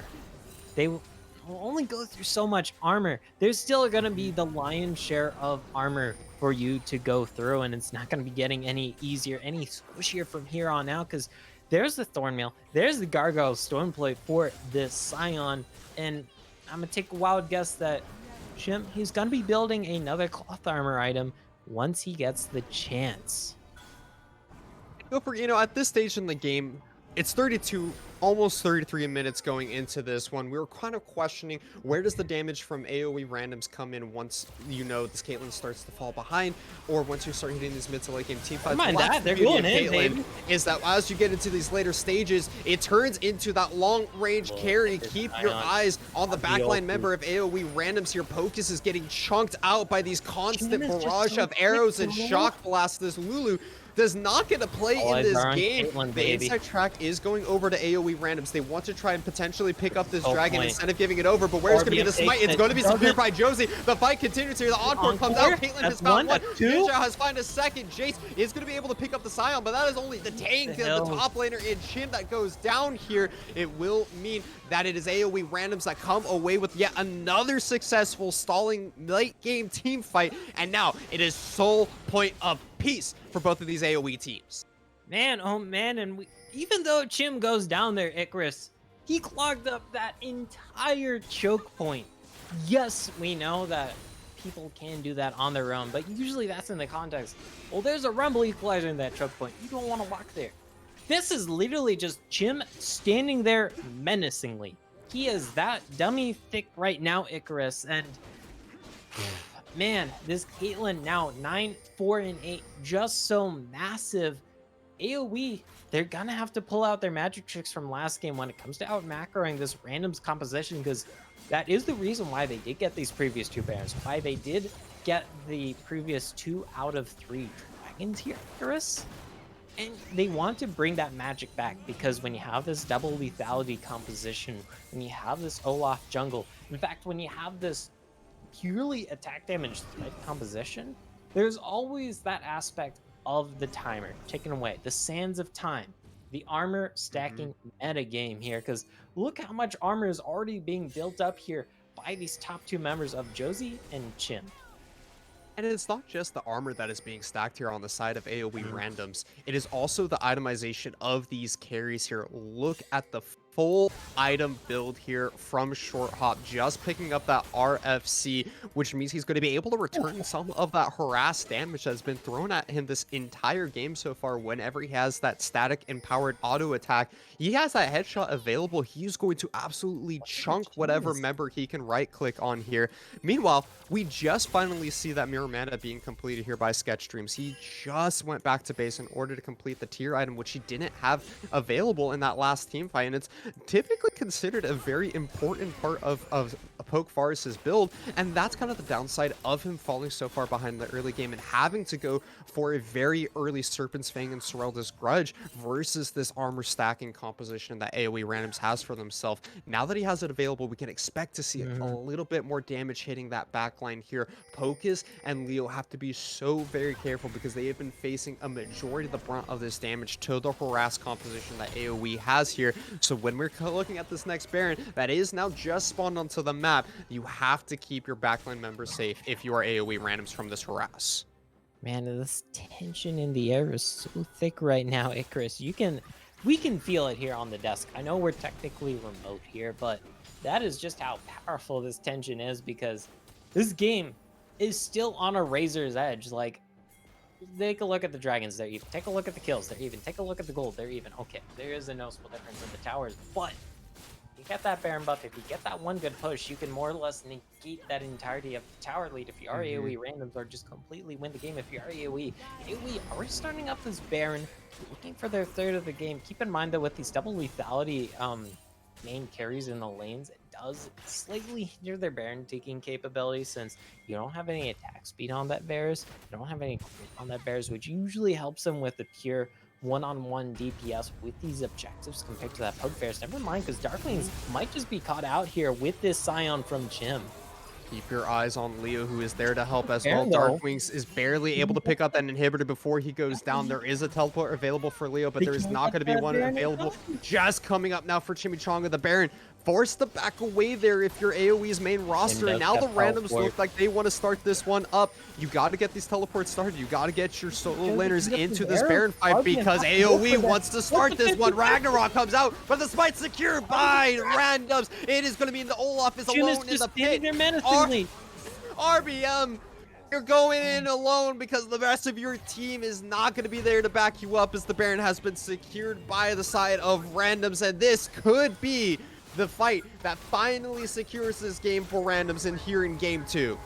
As the ulti, this bear's gonna have to flash out, but I don't think that's enough, Icarus. Sketch Dreams, you're so low, you're so alone, and you'll be going down. Pocus getting his revenge for the harass that he has faced all game. Gets Man. the shutdown onto the AD carry, and with this super empowered Baron buff minion wave coming in here, 20 seconds on RBM, 40 seconds on Sketch Dreams. Caitlyn at 5 items, 6 items. The first Nexus turret goes down. The Oh second Nexus man, we're turret going to goes game down. three. It's a civil war. You wanted it. We're going to go to a full-out war here in game 3, ladies and gentlemen. The randoms pick up game 2. And there are no punches being pulled here, Icarus. There is tension between these teams. There's familiarity between these teams, and we are going to be going the distance here in one of the most exciting ways possible because we didn't really know who was going to win in that second game. Sure, we felt like AoE randoms, they had that early lead, but then it swung towards AoE, and then it swung back towards the randoms. And these are the sort of plot twists I live for as a caster because I mean, you can't pull any more punches in this game 3. It's not like we're pulling any to begin with here in these previous 2 games, but everything's on the line here. This will definitely have some very noticeable effects on the standings here because if AoE's main squad drops to 0-2, that's more or less confirming that they're outside of a weird tiebreaker situation, Icarus, out of Mhm. contention for playoffs. However, if they do win here, go 1-1, well, this group got a lot spicier because imagine a four-way tie in this group. 1-1 to 1 to 1 to 1 to 1 to 1 to 1. It's going to be a super spicy series here. I really quickly do want to kind of go back to how this game played out.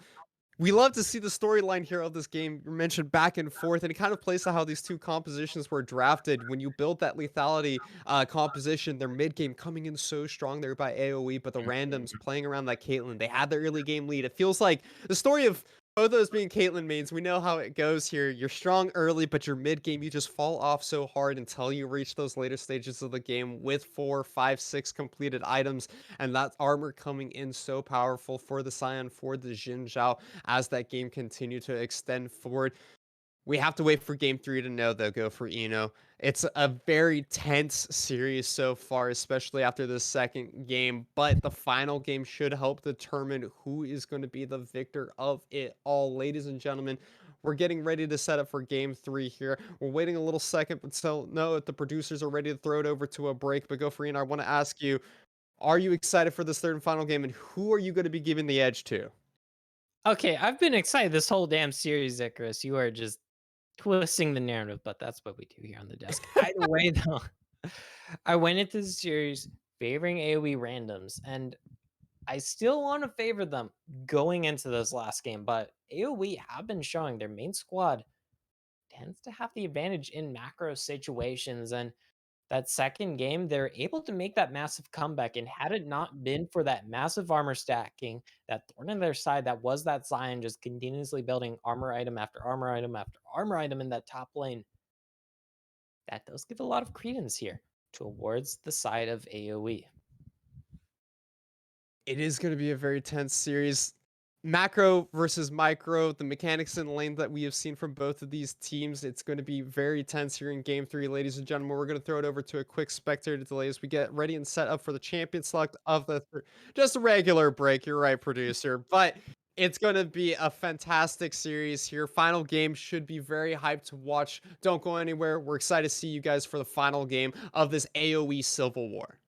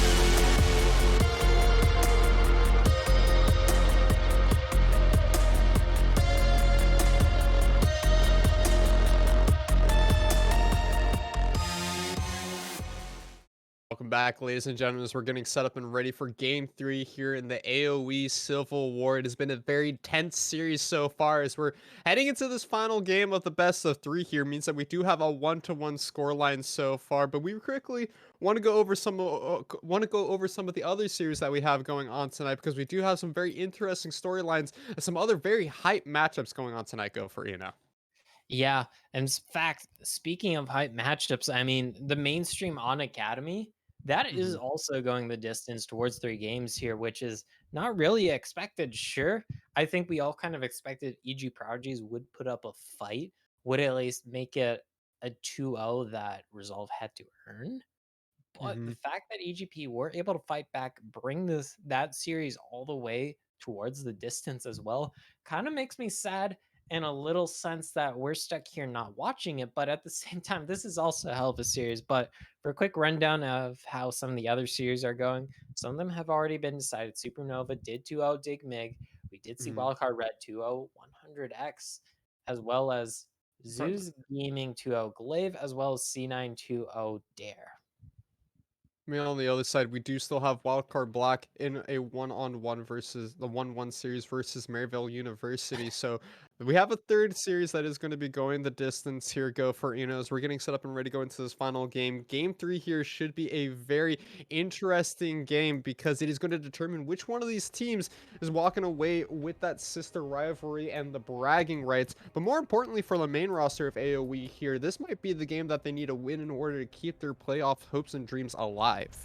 Yes, because AoE's main roster, they lost to Digmig yesterday, which was quite the upset to say the least. It wasn't the biggest upset yesterday, but it does put them on the back foot here. If you drop 0-2, it's gonna be some weird rule book tiebreaker situation for you to advance to those playoffs. And if you're AoE who wanted to come in on fire into this season here, Icarus, you don't want to be getting into playoffs of this second tier two off of just rule clause regarding tiebreakers. But we've already finished the champion, or sorry, the first round of bans here. A lot of familiar faces on the board. Both the big enchanters are still available. We saw how potent they can be in these previous 2 games. However, though, randoms are going to once again be able to rock that Shin Zhao.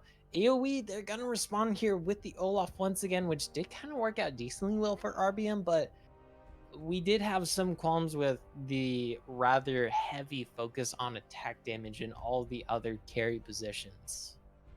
We kept mentioning it throughout the last game of this series here. The armor stacking win condition for AoE randoms when you lock in this Olaf jungle alongside that Jason Varus. The Varus isn't going to be available for this game of the series, and AoE's main roster will be opting to pick up the Lulu this time around instead of the Karma that they have prioritized in the last 2 games here, which means that Karma will be up and available for Josie's Jin Zhao in order to get that Enchanter Mage in the mid or top side of the map. Caitlyn Are we going to being see the the hover Caitlyn again? one more time. I'm hoping to see it. It looks pretty good in the last game. I'm not gonna lie. Yeah, especially with the Varus also being taken off the board, but really, Caitlyn as the prio, as the first pick 80 carry here in this game. Yes, you do have other bans on the table, but there are other star picks we have seen. There is the Kaisa that is available, but it's going to be the Caitlyn prio. Still, though, take a memory trip back to game number 1 of this series, Icarus. Remember that Ashe? Well, Ashe is a fairly good soft counter into the Caitlyn Speak of the Devil. There it is, as it is going to be locked in. The Ashe has somewhat similar range to the Caitlyn. You're able to match her poke and trading patterns thanks to your volley. And if you pair this Ashe with the Leona, which is still available, mind you, unless the randoms want to ban it here, you have that insane pick potential, that insane pick combo we saw that was so crucial towards AoE winning that game number 1. It is going to the Seraphine does not get picked up by AoE randoms here, so that will be taken off of the board here in the second round of bans. Akali looking to be taken away here as well. I would like to see that Leona potentially banned away by AoE randoms, as you were mentioning, go for Eno. Pairs so well with this Ashe AD carry, the double lockdown, the CC train, that really prevents anyone, whoever's getting locked down on the side of AoE randoms, from continuing to play the game with just how long that CC can last here. But this game's looking like kind of an accumulation of games one and game two, what these teams found success on, what these teams have been using to take away their wins in the series so far, kind of all coming together here in this final game of this series, as Wukong is the final ban away from the main roster here. Nautilus being hovered by the randoms, something they don't want to give over to Pocus, or at least something that they don't want to give over to AoE, when they could be saving that final pick for themselves for the supports position. It does mean, though, that the Leona would be available, and if you do ban the Leona, then the Nautilus is available, which still pairs fine with the Ashe. It's not like the Leona, who has that longer range ultimate to match the very long range of that Ashe ultimate usually. However, though, if AoE wants to lock in this Leona, I feel like they do want to do it now here in case it gets taken away from them. Do Mhm. want to do another throwback though, because there is the Morgana still available, and I mean Morgana, Black Shield, when there happens to be an Ash Enchanted Crystal Arrow and Rel engage here, does tend to do very well. It gives you that insane range advantage against Ash plus melee support. Never mind that. It looks like it might be the Thresh here for that extra safety and the potential Rel engage. Well, anti that counter engage. No, not counter engage. That makes it sound like you're counter engaging, but you're The countering the rel disengage. engage. Yeah, Yeah. and that's kind of Thresh is also known as a very common counter into the Rel and into the Leona. We haven't seen a whole lot of Morgana support recently with the whole jungle expedition that we did see her go on for a few patches there before getting Mm, nerfed back to almost same base jungle clear speed that it once was at, and just hasn't okay. been picked up since then. The Azir hovered for a moment here, switching between the Scion. I Mm, do like the idea of this Azir being locked in here for Leo, and it will be the final pickup for the randoms here, going back to the kind of compositions they were running yesterday versus Supernova here, with that scaling mid lane carry pick here. This is going to be the first game of the series, Scofarino, that I think that we finally see a traditional mid laner that's going to be providing a lot of that magic damage here for either one of these compositions. yeah, it's kind of weird to say, but that is kind of the state of the game in seasonal. Okay, Zids. Okay, okay. I thought this would be more of a resolve pick because of APA in that mid lane. However, though, AoE with that instant response Ziggs, that means you're able to outrange that Azir, and you should have prior over that Azir. Even if Ziggs is out of a side lane, well, that Mega Inferno Bomb, you can get it to a low enough cooldown. And most importantly, one of the last round of buffs buffed the missile speed of Mhm. that Mega Inferno Bomb, which makes it that much easier for the Ziggs to drop that in a side lane, clear a wave, clear maybe even two waves if you try and stack those up. AoE. Definitely bringing out some new patch spice here with the Ziggs pick, right as we're talking about how Azir showing himself for the first time in the series. Well, now we got a Ziggs to talk about. I'm actually a huge fan of the six pickup for the side of AoE's title roster here.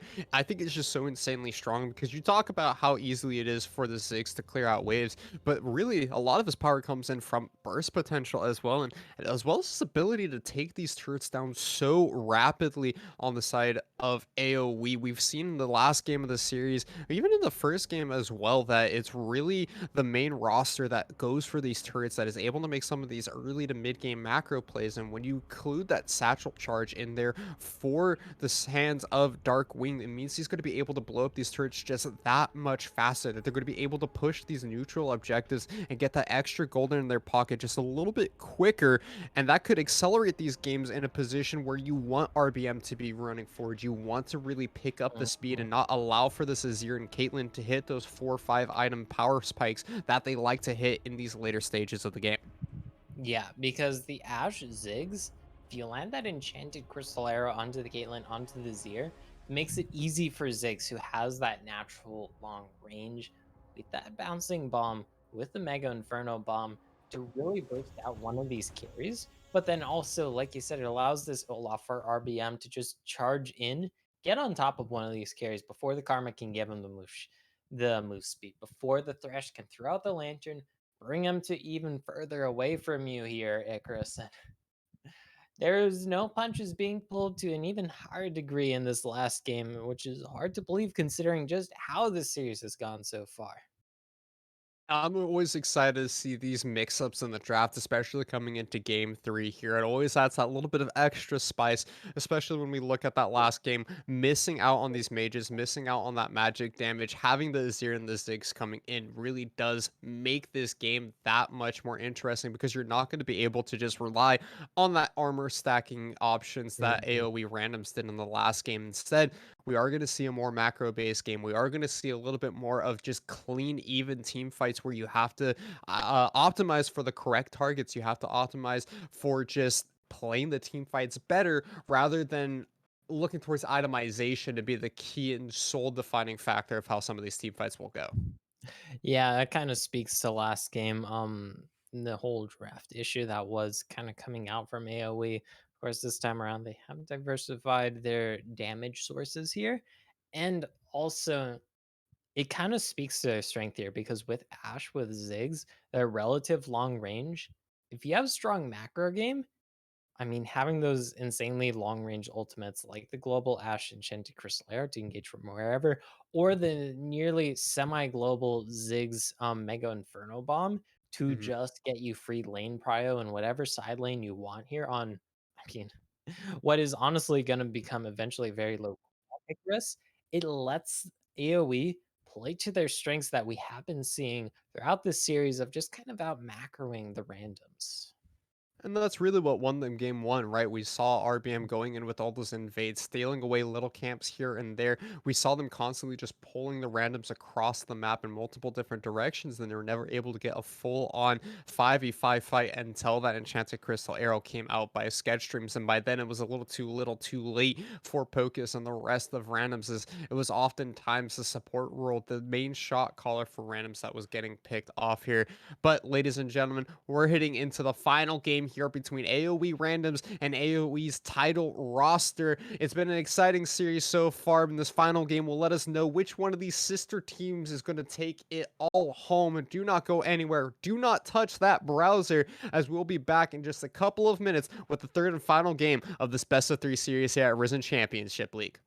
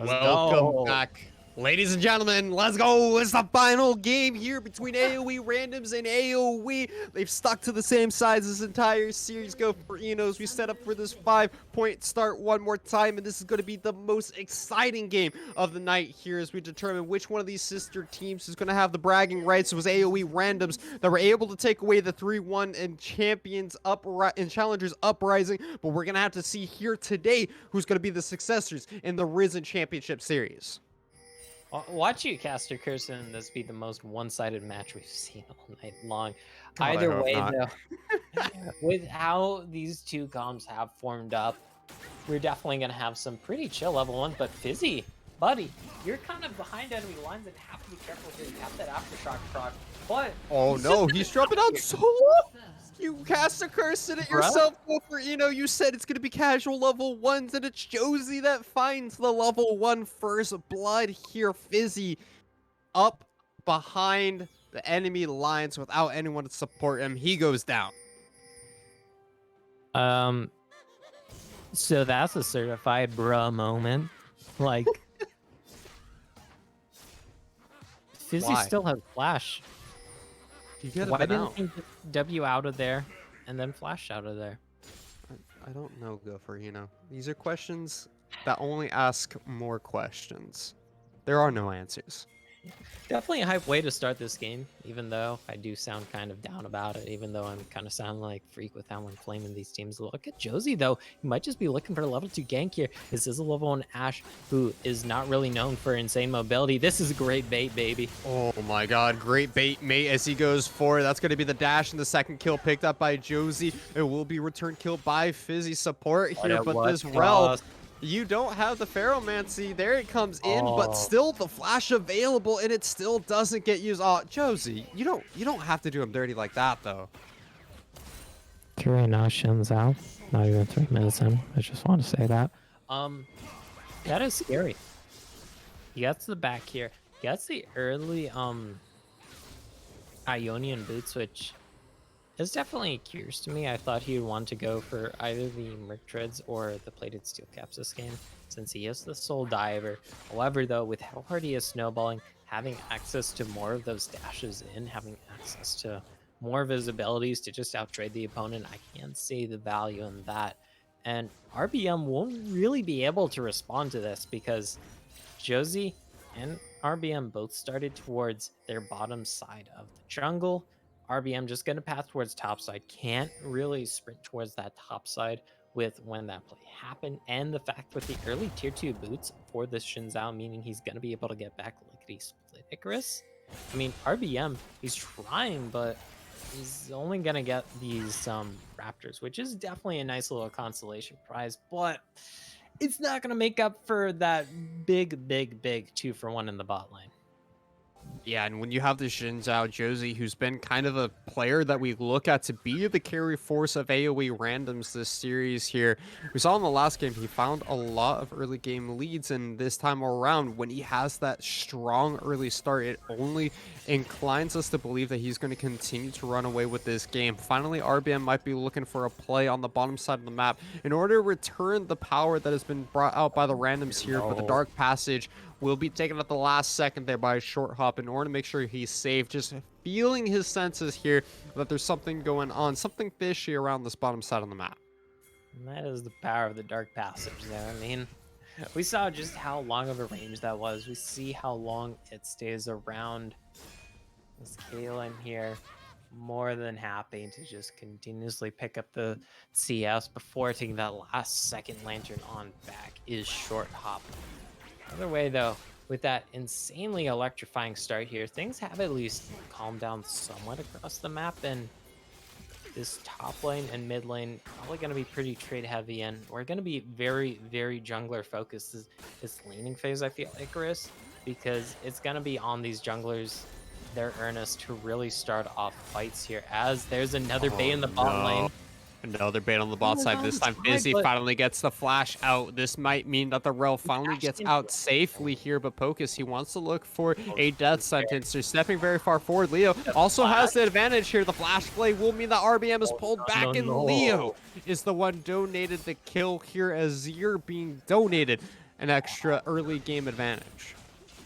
Dragon's up 2. Of course, it is a singular Cloud Dragon, and when we look at the AoE randoms composition, they don't have the most impactful ults that they want to spam. However, though, taking away even a singular Cloud Dragon from a comp with the Ziggs with an Ashe, I always feel pretty good about that. In randoms, I mean, we saw it last game. We saw it in the first game. They're able to once again get this early lead here, Icarus, in terms of kills, in terms of objectives. And it's gonna be on AoE to see how they can outmaneuver from here on out to bring this game back to a much more even state, because they aren't out of it quite yet, but the gold lead might start being dealt just a little bit here in this mid lane and in this bot lane as RBM looking a little towards this top side. Really is going to come up to RBM here to find a fight where he can get a mismatch position on the enemy jungler, with Josie being so much at the early game strength here for randoms. He's trying to come into this top side and free up this lane for Faisal so that he can get that back off with no mana Ooh, on this Lulu. Needs to get the jump. reset. But it's just opening up an avenue for Chim here to try and freeze this wave. Great minion wave manipulation And coming in Josie, by the Karma on the top lane.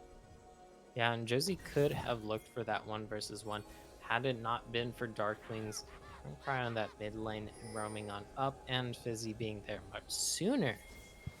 It is still very scary though, because this Xin Zhao has definitely been accelerated here. And that's one way of saying it. Still curious about Darkwings though, this Ziggs question, because we already saw that Prio just playing in there in that one little roam up, which had that one small effect, and that might have some big effects here, Icarus, when we're talking about some later fights. Maybe around this next dragon, maybe around a Rift Herald here in the next minute or so. Slowly but surely, the randoms are choking out this map here. We can see the bottom lane of Short Hop and Pocus going up towards that river. They're able to take away the Rift Skull for themselves, so not allowing RBM to pick up that one, and kind of using just the accelerated pace that they've developed for themselves in order to continue to apply pressure to this map, put their carries ahead here. And that's what you need to be seeing if you are the side of the randoms here. Yes, having an early game lead on this very strong duelist of Xin Zhao is so important in order to get him off the ground. But when we look towards these mid to late game team fights, we need to be seeing what is going to be being pulled out here by Short Hop and by Leo. On the other side, Darkwing's Sketch, they are going to be, again, those carries that are going to be dealing the damage here for the main roster. Especially Darkwings is going to be who I'm looking at, as now that we have both of these mid laners starting to hit their level 7 points, they do have access to those ultimates, and this is where we can start seeing some of that side wave pressure being applied, especially in the next couple of minutes when that second Drake spawns and those teleports are available for both of the mid laners. Because I can't quite remember the range of the Ziggs ulti level 1. I know it skills with ultimate rank. It still is a fair range level 1, and I know you can definitely be right at that dragon pit and definitely clear out a wave in the bot or mid. If my memory serves me correctly, it has been quite a while since I've seen Ziggs on the Rift, to say the least here. That kind of goes to show. Thank you, spectator, or thank you, observer, for showing that. Doesn't show the range though when you hover over the tooltip. Thank you, client. Either way though, still a very even game. The randoms once again though having early control, and that can be a big deal because this Josie Xin Zhao, if he's able to go in with impunity here, and if we do see a big dragon fight happen, Icarus, well, this Ashe and Ziggs, they aren't really going to be enjoying a very fed Xin Zhao on top of them. It really does matter, I think, here in this upcoming team fight, who is going to be the one that can set themselves up for success first. It's whichever team is able to get the inside prio and get that ward coverage down early so they can look to engage the fight on their terms. Last game, we saw that sometimes AoE random, they like to go for a little bit of that bush stacking. They like to look for these very cheeky flanks with their top laner, with the Xin Zhao as well here. But Chimichanga on the Karma this time around isn't going to be able to have the same impact in terms of CC control of the team fights as that Scion did. So this time, it is going to be entirely up to Pocus and Josie to start these fights. Leo, once he has that stopwatch, we can try to look for some more of the Shurima shuffles that everyone loves to see so much. But until then, it would be a death sentence for the Azir to look forward. And it is going to be into the side, again, of that support and jungler to make these team fights happen for random and continue to accelerate this game in their favor. Yeah, of course, they do have to run done with this acceleration they already have, because more or less their entire lead has been focused on this Xin Zhao. A little bit in the mid lane, and yes, there should be an inkling of a lead in this bot lane thanks to those forces on this Caitlyn, but never mind that, as Darkling's already in this top side, will be putting a lot of pressure on to Chim's Karma. Not a ton of kill pressure since this Zig's still trying to ramp on up, wants that mythic, wants to finish this tier item to be able to spam all of his ranged wave clear abilities with not really any thought in the world. With this Ziggs top though, it does mean the dragon is started up here by the randoms. There's a teleport for the Ziggs, but I don't think we're going to be seeing too much of a contest Icarus with just the prio in the bot and mid. I like to see this being given up by the title roster here, making sure that they're not giving over any more kills that they have to when you're behind in the early stages of the game, especially versus this Jin Zhao that is such a strong duelist that we keep coming back to go for, you know. You don't need to contest that second Drake. It's not like AoE randoms are on soul point just yet, or that it's going to mean doom and gloom if they give over a singular mountain dragon. However, with the Ocean Soul being the dragon of this game, it does start to bring up some questions about what AoE's main roster is going to do once that soul point does come into play here. Because with an Azir and Caitlyn, that is a lot of backline damage, and it's going to be so difficult to get through a Karma-empowered Jin Zhao as well. Sustain and teamfight, or in sieging potential would be the name of the game here for AoE randoms as they drop this Rift Herald in the mid lane. They're looking to bring down this bot in this mid lane outer turret, and that will be first break. And I love that rotation from AoE randoms bot lane there. Yes, we saw that Mega Inferno Bomb come out from Darkwings, but since he's still a little bit in that stacking phase, still stacking up that tier of the Goddess, has not finished the Stork Boots here, or that extra penetration to really shred through these minions, has not finished his Mythic here to get that extra chunk on the minions. We saw that wasn't quite enough there, especially with the fact that that tower was already taken low. There was that Rift Herald summoned already, and I mean, no matter how fed you are as Ziggs before 20 minutes, your ulti's not going to be absolutely destroying an enemy Rift Herald, and Ziggs comps kind of hate when you take the first tower against them. Of course, there is a Caitlyn on the enemy comp, and you can say the same for her. It does make this game very difficult for AoE as we continue to head towards this middle stages of the game. 2,500 gold in the lead for the side of AoE randoms. They're doing a great job of accelerating this game forward and making sure that they're staying on top of all the objectives. And as we look towards the playoffs, this is the second game in the 3 series that the 2 AoE squads will have to play in order to hit playoffs in Risen Championship League here. I'm looking to see if AoE randoms with this early the game lead found themselves, if they can continue to make these aggressive plays and find clean advantages for themselves, because we have to look towards some of the other teams like Resolve that are in this, like Wildcard Red, that are in the same tournament as them, and those teams can really put you to the test when it comes to being able to play with an advantage. Yeah, because keep in mind in the previous 2 games, both times AoE randoms were able to generate this early game advantage, but both times AoE were able to fire back with those stronger macro plays. It was enough in game number 1 for AoE to win that, and in game 2, it was pretty damn near close. In fact, AoE got 2 Baron buffs and nearly was able to crack open and break AoE randoms and just 2-0 this series, had it not been for randoms being able to stave them off long enough, stave off the base assault, let the armor stacking come on in and really nullify that double lethality composition Icarus. Of course, won't be seeing that this time around. And once again, we're seeing a pretty even game that is randoms favored, at least early on. With a minute 30 on the next dragon of the game here, this is typically where you start to see the side of AoE, where any team set up in this position feel like they are forced to take a fight here. The third Drake that will be putting the randoms on soul point isn't the best dragon to be getting over in the game, because then you have to spend the rest of this game fearing when the next dragon is going to be spawning, afraid of that Ocean Soul coming in. We mentioned a little bit earlier the sieging power of this Caitlyn, the sieging power of this Azir is so strong here. And when you're piloting the Ziggs, you want to be the one that is sieging. When you're piloting this Ashe, you want to be the one that's pressuring with the volley, with the bouncing bombs underneath the turrets here, trying to play for these neutral structure or for these sided structures. But it is going to be the bottom side turret picked up by Dark Wings, trying to get some control of the bottom side. And it will mean that a Rift Herald is picked up by the randoms. This could be a very important Shelly used to break the map open, used to pull away the AOE main roster from the Dragon Pit and try and make a play for that third Drake. Yeah. The second Rift Herald is always one of the hardest objectives in the game to use properly if you grab it, because you no longer have plates to grab usually. Usually you end up using it to force a catch 22 around a dragon. Or if you're just so far ahead, you can look to get the Dancing Shelly, but you usually don't have the second Rift Herald to win in those situations. Never mind that, as we have a lot of friskiness here in the mid lane. Icarus hooks are going wide, skill shots are going wide, but there is some tension in the air, and I feel like I should be handing it off to you before anything happens here. Josie wants to find that win into Lightning. He wants to find that audacious charge, but there seems to be missing members on both teams. All 5 members have finally gathered around here in AOE randoms. They don't have the inside track. Instead, they're looking to give over this dragon. Instead, they're rushing down towards the middle lane. Go for Eno. That's the Rift Herald that is dropped. Mid lane focus.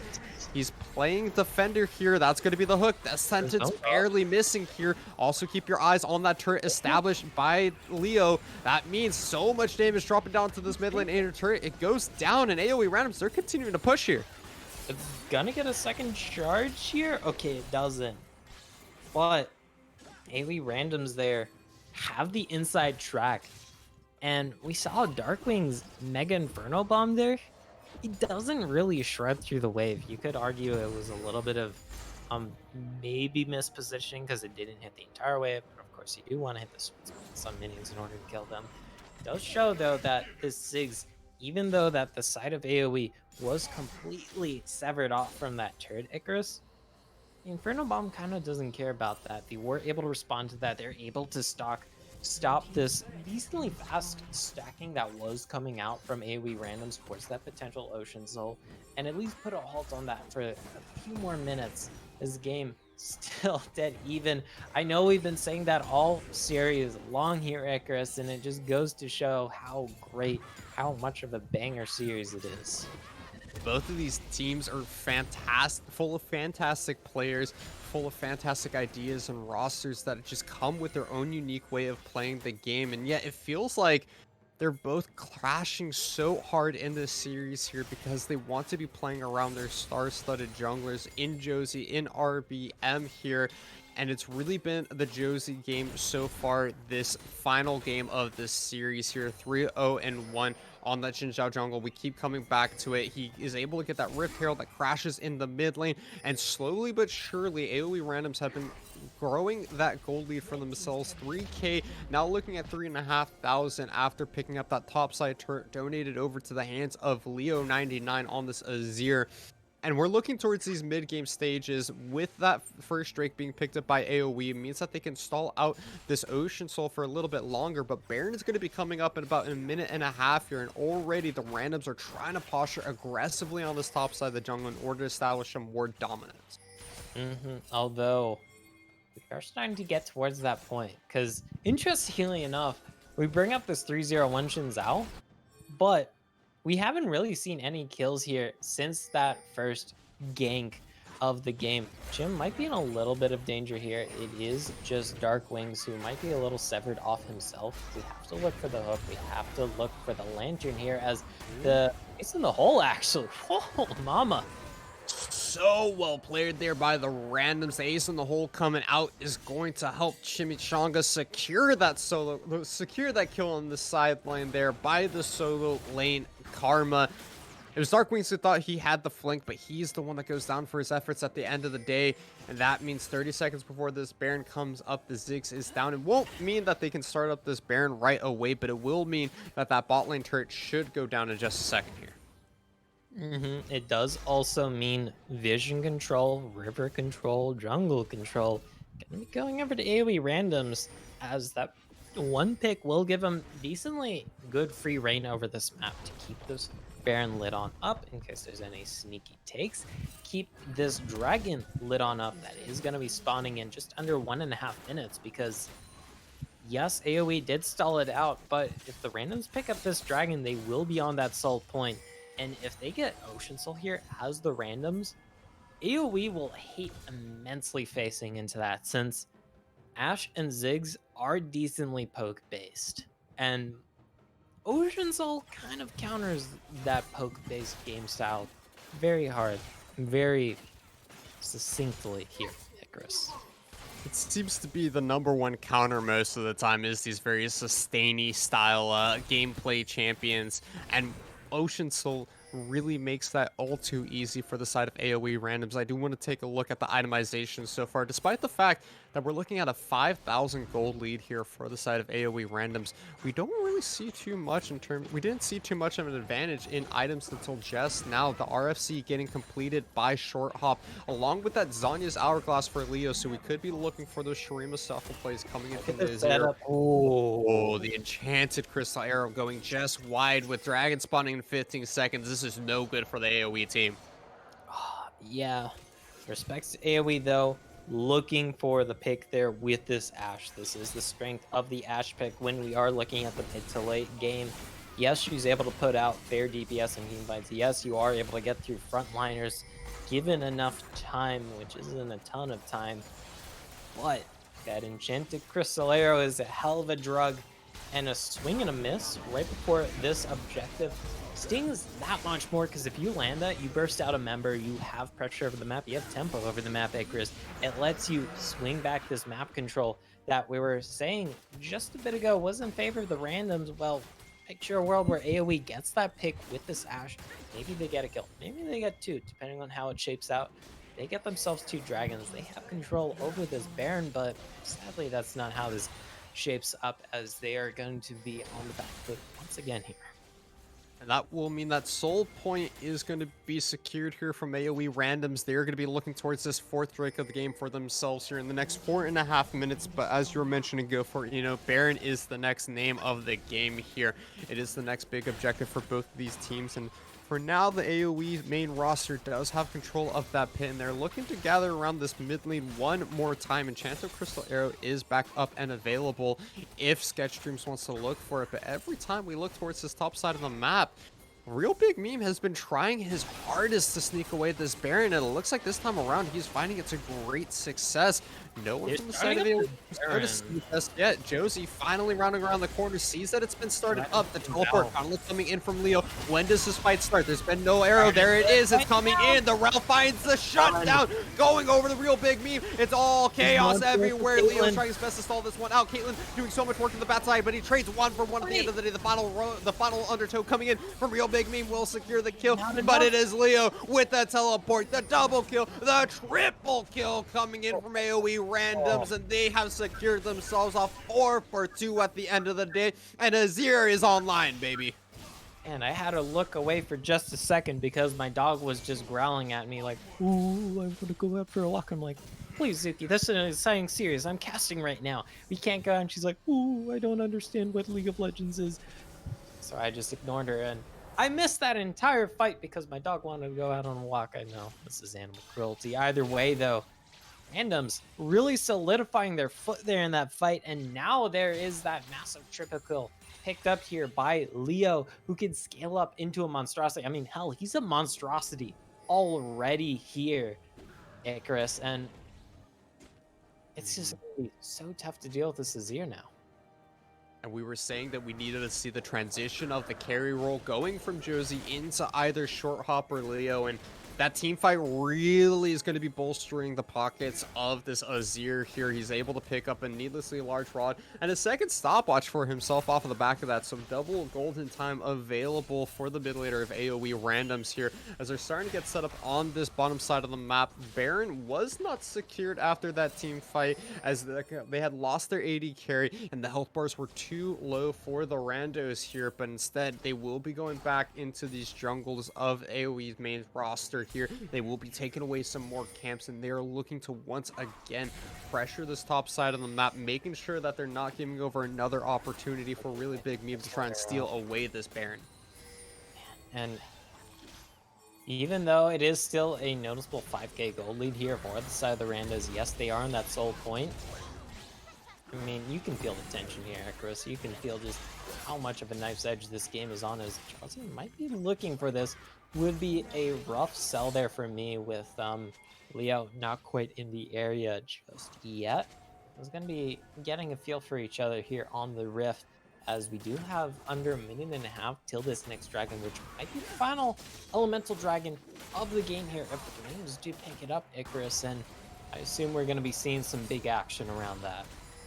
I like to see the communication coming in here for randoms, getting this final reset off for what could be the most important fight of this entire series go for Eno, the dragon that breaks the game wide open. We'll have to keep an eye on what AOE mains roster wants to do. They've been looking towards this Baron this entire game so far, maybe looking to give over the Ocean Soul, which is most commonly unadvised for most pro players here, because that Ocean Soul would last the entirety of the game once it has been secured by the random. So instead, finally making that rotation down to the bottom side of the map, they want to make sure they're here to contest this fourth Drake. They do have position on this. I like that deep ward there by Fizzy. They're already in the pit. However, though, AOE, even if they do secure this dragon, it would only be their second of the game. There would still be that sole point here for the randoms. If they want to, they can force that catch 22. All right, you got a second Ocean Dragon. We'll pick up Baron. We'll pick up an inhibitor. That is always one of the hardest parts of this soul point here. Even if you aren't on soul, never mind that, because dragon is spawning. Look at this split table. I'm having to take the long way around, but there is a fight in the air here, Icarus. I can feel it. I bet you can feel it too, and I know our observer can also feel it. It is the most tense fight setup yet here. Josie trying to position aggressively around this pit. One auto attack will start up this dragon. It's going to go towards the side of AOE, so they've been seen out in this dragon bush despite there being a peek for it there. That's the engage. Josie goes forward. The aggressor guards come down. It's been secured by the side of AOE's main roster. Ziggs finds the first kill. The Mega Death Rocket. The Caitlyn is down, and Josie is deep, but he has nobody to back him up. He's able to trade one for one at the end of the day, but it's only the support that goes down. There's Leo, though. He goes in. He gets the shuffle. He's safe, and Leo is the Azir that saves this game. He is too big, is right kill for Eno as he secures himself the fourth kill of that team fight. And it may have been the dragon for AOE, but it is a successful team fight for the randoms as they have their eyes set on this Baron. I thought it was all over when Short Hop fell down, but it's the double carry threat. This Azir, who's massive, has been massive, coming in clutch. Darkwings is gonna have to do the hero play here. This is the range advantage of that Ziggs. More than happy to throw out those abilities from range, but man, 5-0 and 4 as this is here, able to pull out the hero plays. Leo 99 showing up huge here, because I remember the AOE casters in our chat were talking before the game. Yes, Leo, he's a good mid laner, but usually when we see the Leo versus Darkwings matchup, Darkwings tends to have the upper hand. He tends to be a step ahead. Sure, Leo's not entirely out, but this time around, I mean, 1, 2, and 3 on the Ziggs, it's not bad, but 5-0 and 4 as an Azir, who's working towards the death cap here, Icarus, he's gonna hit like a truck full of trucks. He still hasn't used his stopwatch either. He's still holding on to that golden potential, the double Zanya's potential here for Leo. Sitting on that 504, he is going to be the focus of AOE's main roster, and once he does, he could just buy so much time here. Baron being started up by the randoms. They feel strong enough. They feel like they can do this one, despite them knowing that the rest of the AOE main roster is here. The Mega Infernal Bomb comes over the wall, and it chunks out Leo. A bouncing bomb. Oh my goodness, this Azir is dropping down so low. That's going to mean that the randoms have to back away here. Meanwhile, as it's all and the rest of AOE are going to be going towards the mid lane. They're going to finally be able to break this outer turret here, and this should open some map control for the main roster. And that is one of the strengths of the Ziggs right now. If our observer could take a look at just how low the cooldown is on that Mega Inferno Bomb, I'm curious right now just how low it is, because it's already about halfway back. This is just with the Leandres, just with the Hex Tech. I forget because this item The used to be Horizon Focus. the Horizon Focus, right? Yes, Thinking yes, about yes. Hex Techie. Either way, though, Spicy it's gonna item. end it. Oh, that's a great hook. Never mind that, baby. Oh my goodness, that's going to be the engage RBM. He pops the Ragnarok though. He's getting the support of his entire team. Lulu makes him so big here. The wild Look growth. at He's Leo. doing so much damage. Josie in the backside. He's all alone. And Okay. Sketch Streams is still There's alive here. three. Busy support is going to Look be the at that sacrificial ulti. lamb for AOE's main That's roster. one But Leo stopwatch. passes Sasanias. He doesn't get time to pop the stopwatch down. The shutdown gold goes over to Faisal. He's going to be going down. It is 3-for-1 at the end of the game. And this may be the team fight that AOE needed in order to finally pick up this Baron. It has to be because they want to grab this right now. You have your Ashe, you have your Ziggs, you have your Olaf, and you have a Lulu to boot as well. I mean, we're not even going to see Short Hop be able to walk into range here. These bouncing bombs are just too much. Look at how much they're chunking, even through that Karma Shield. This Baron's dropping.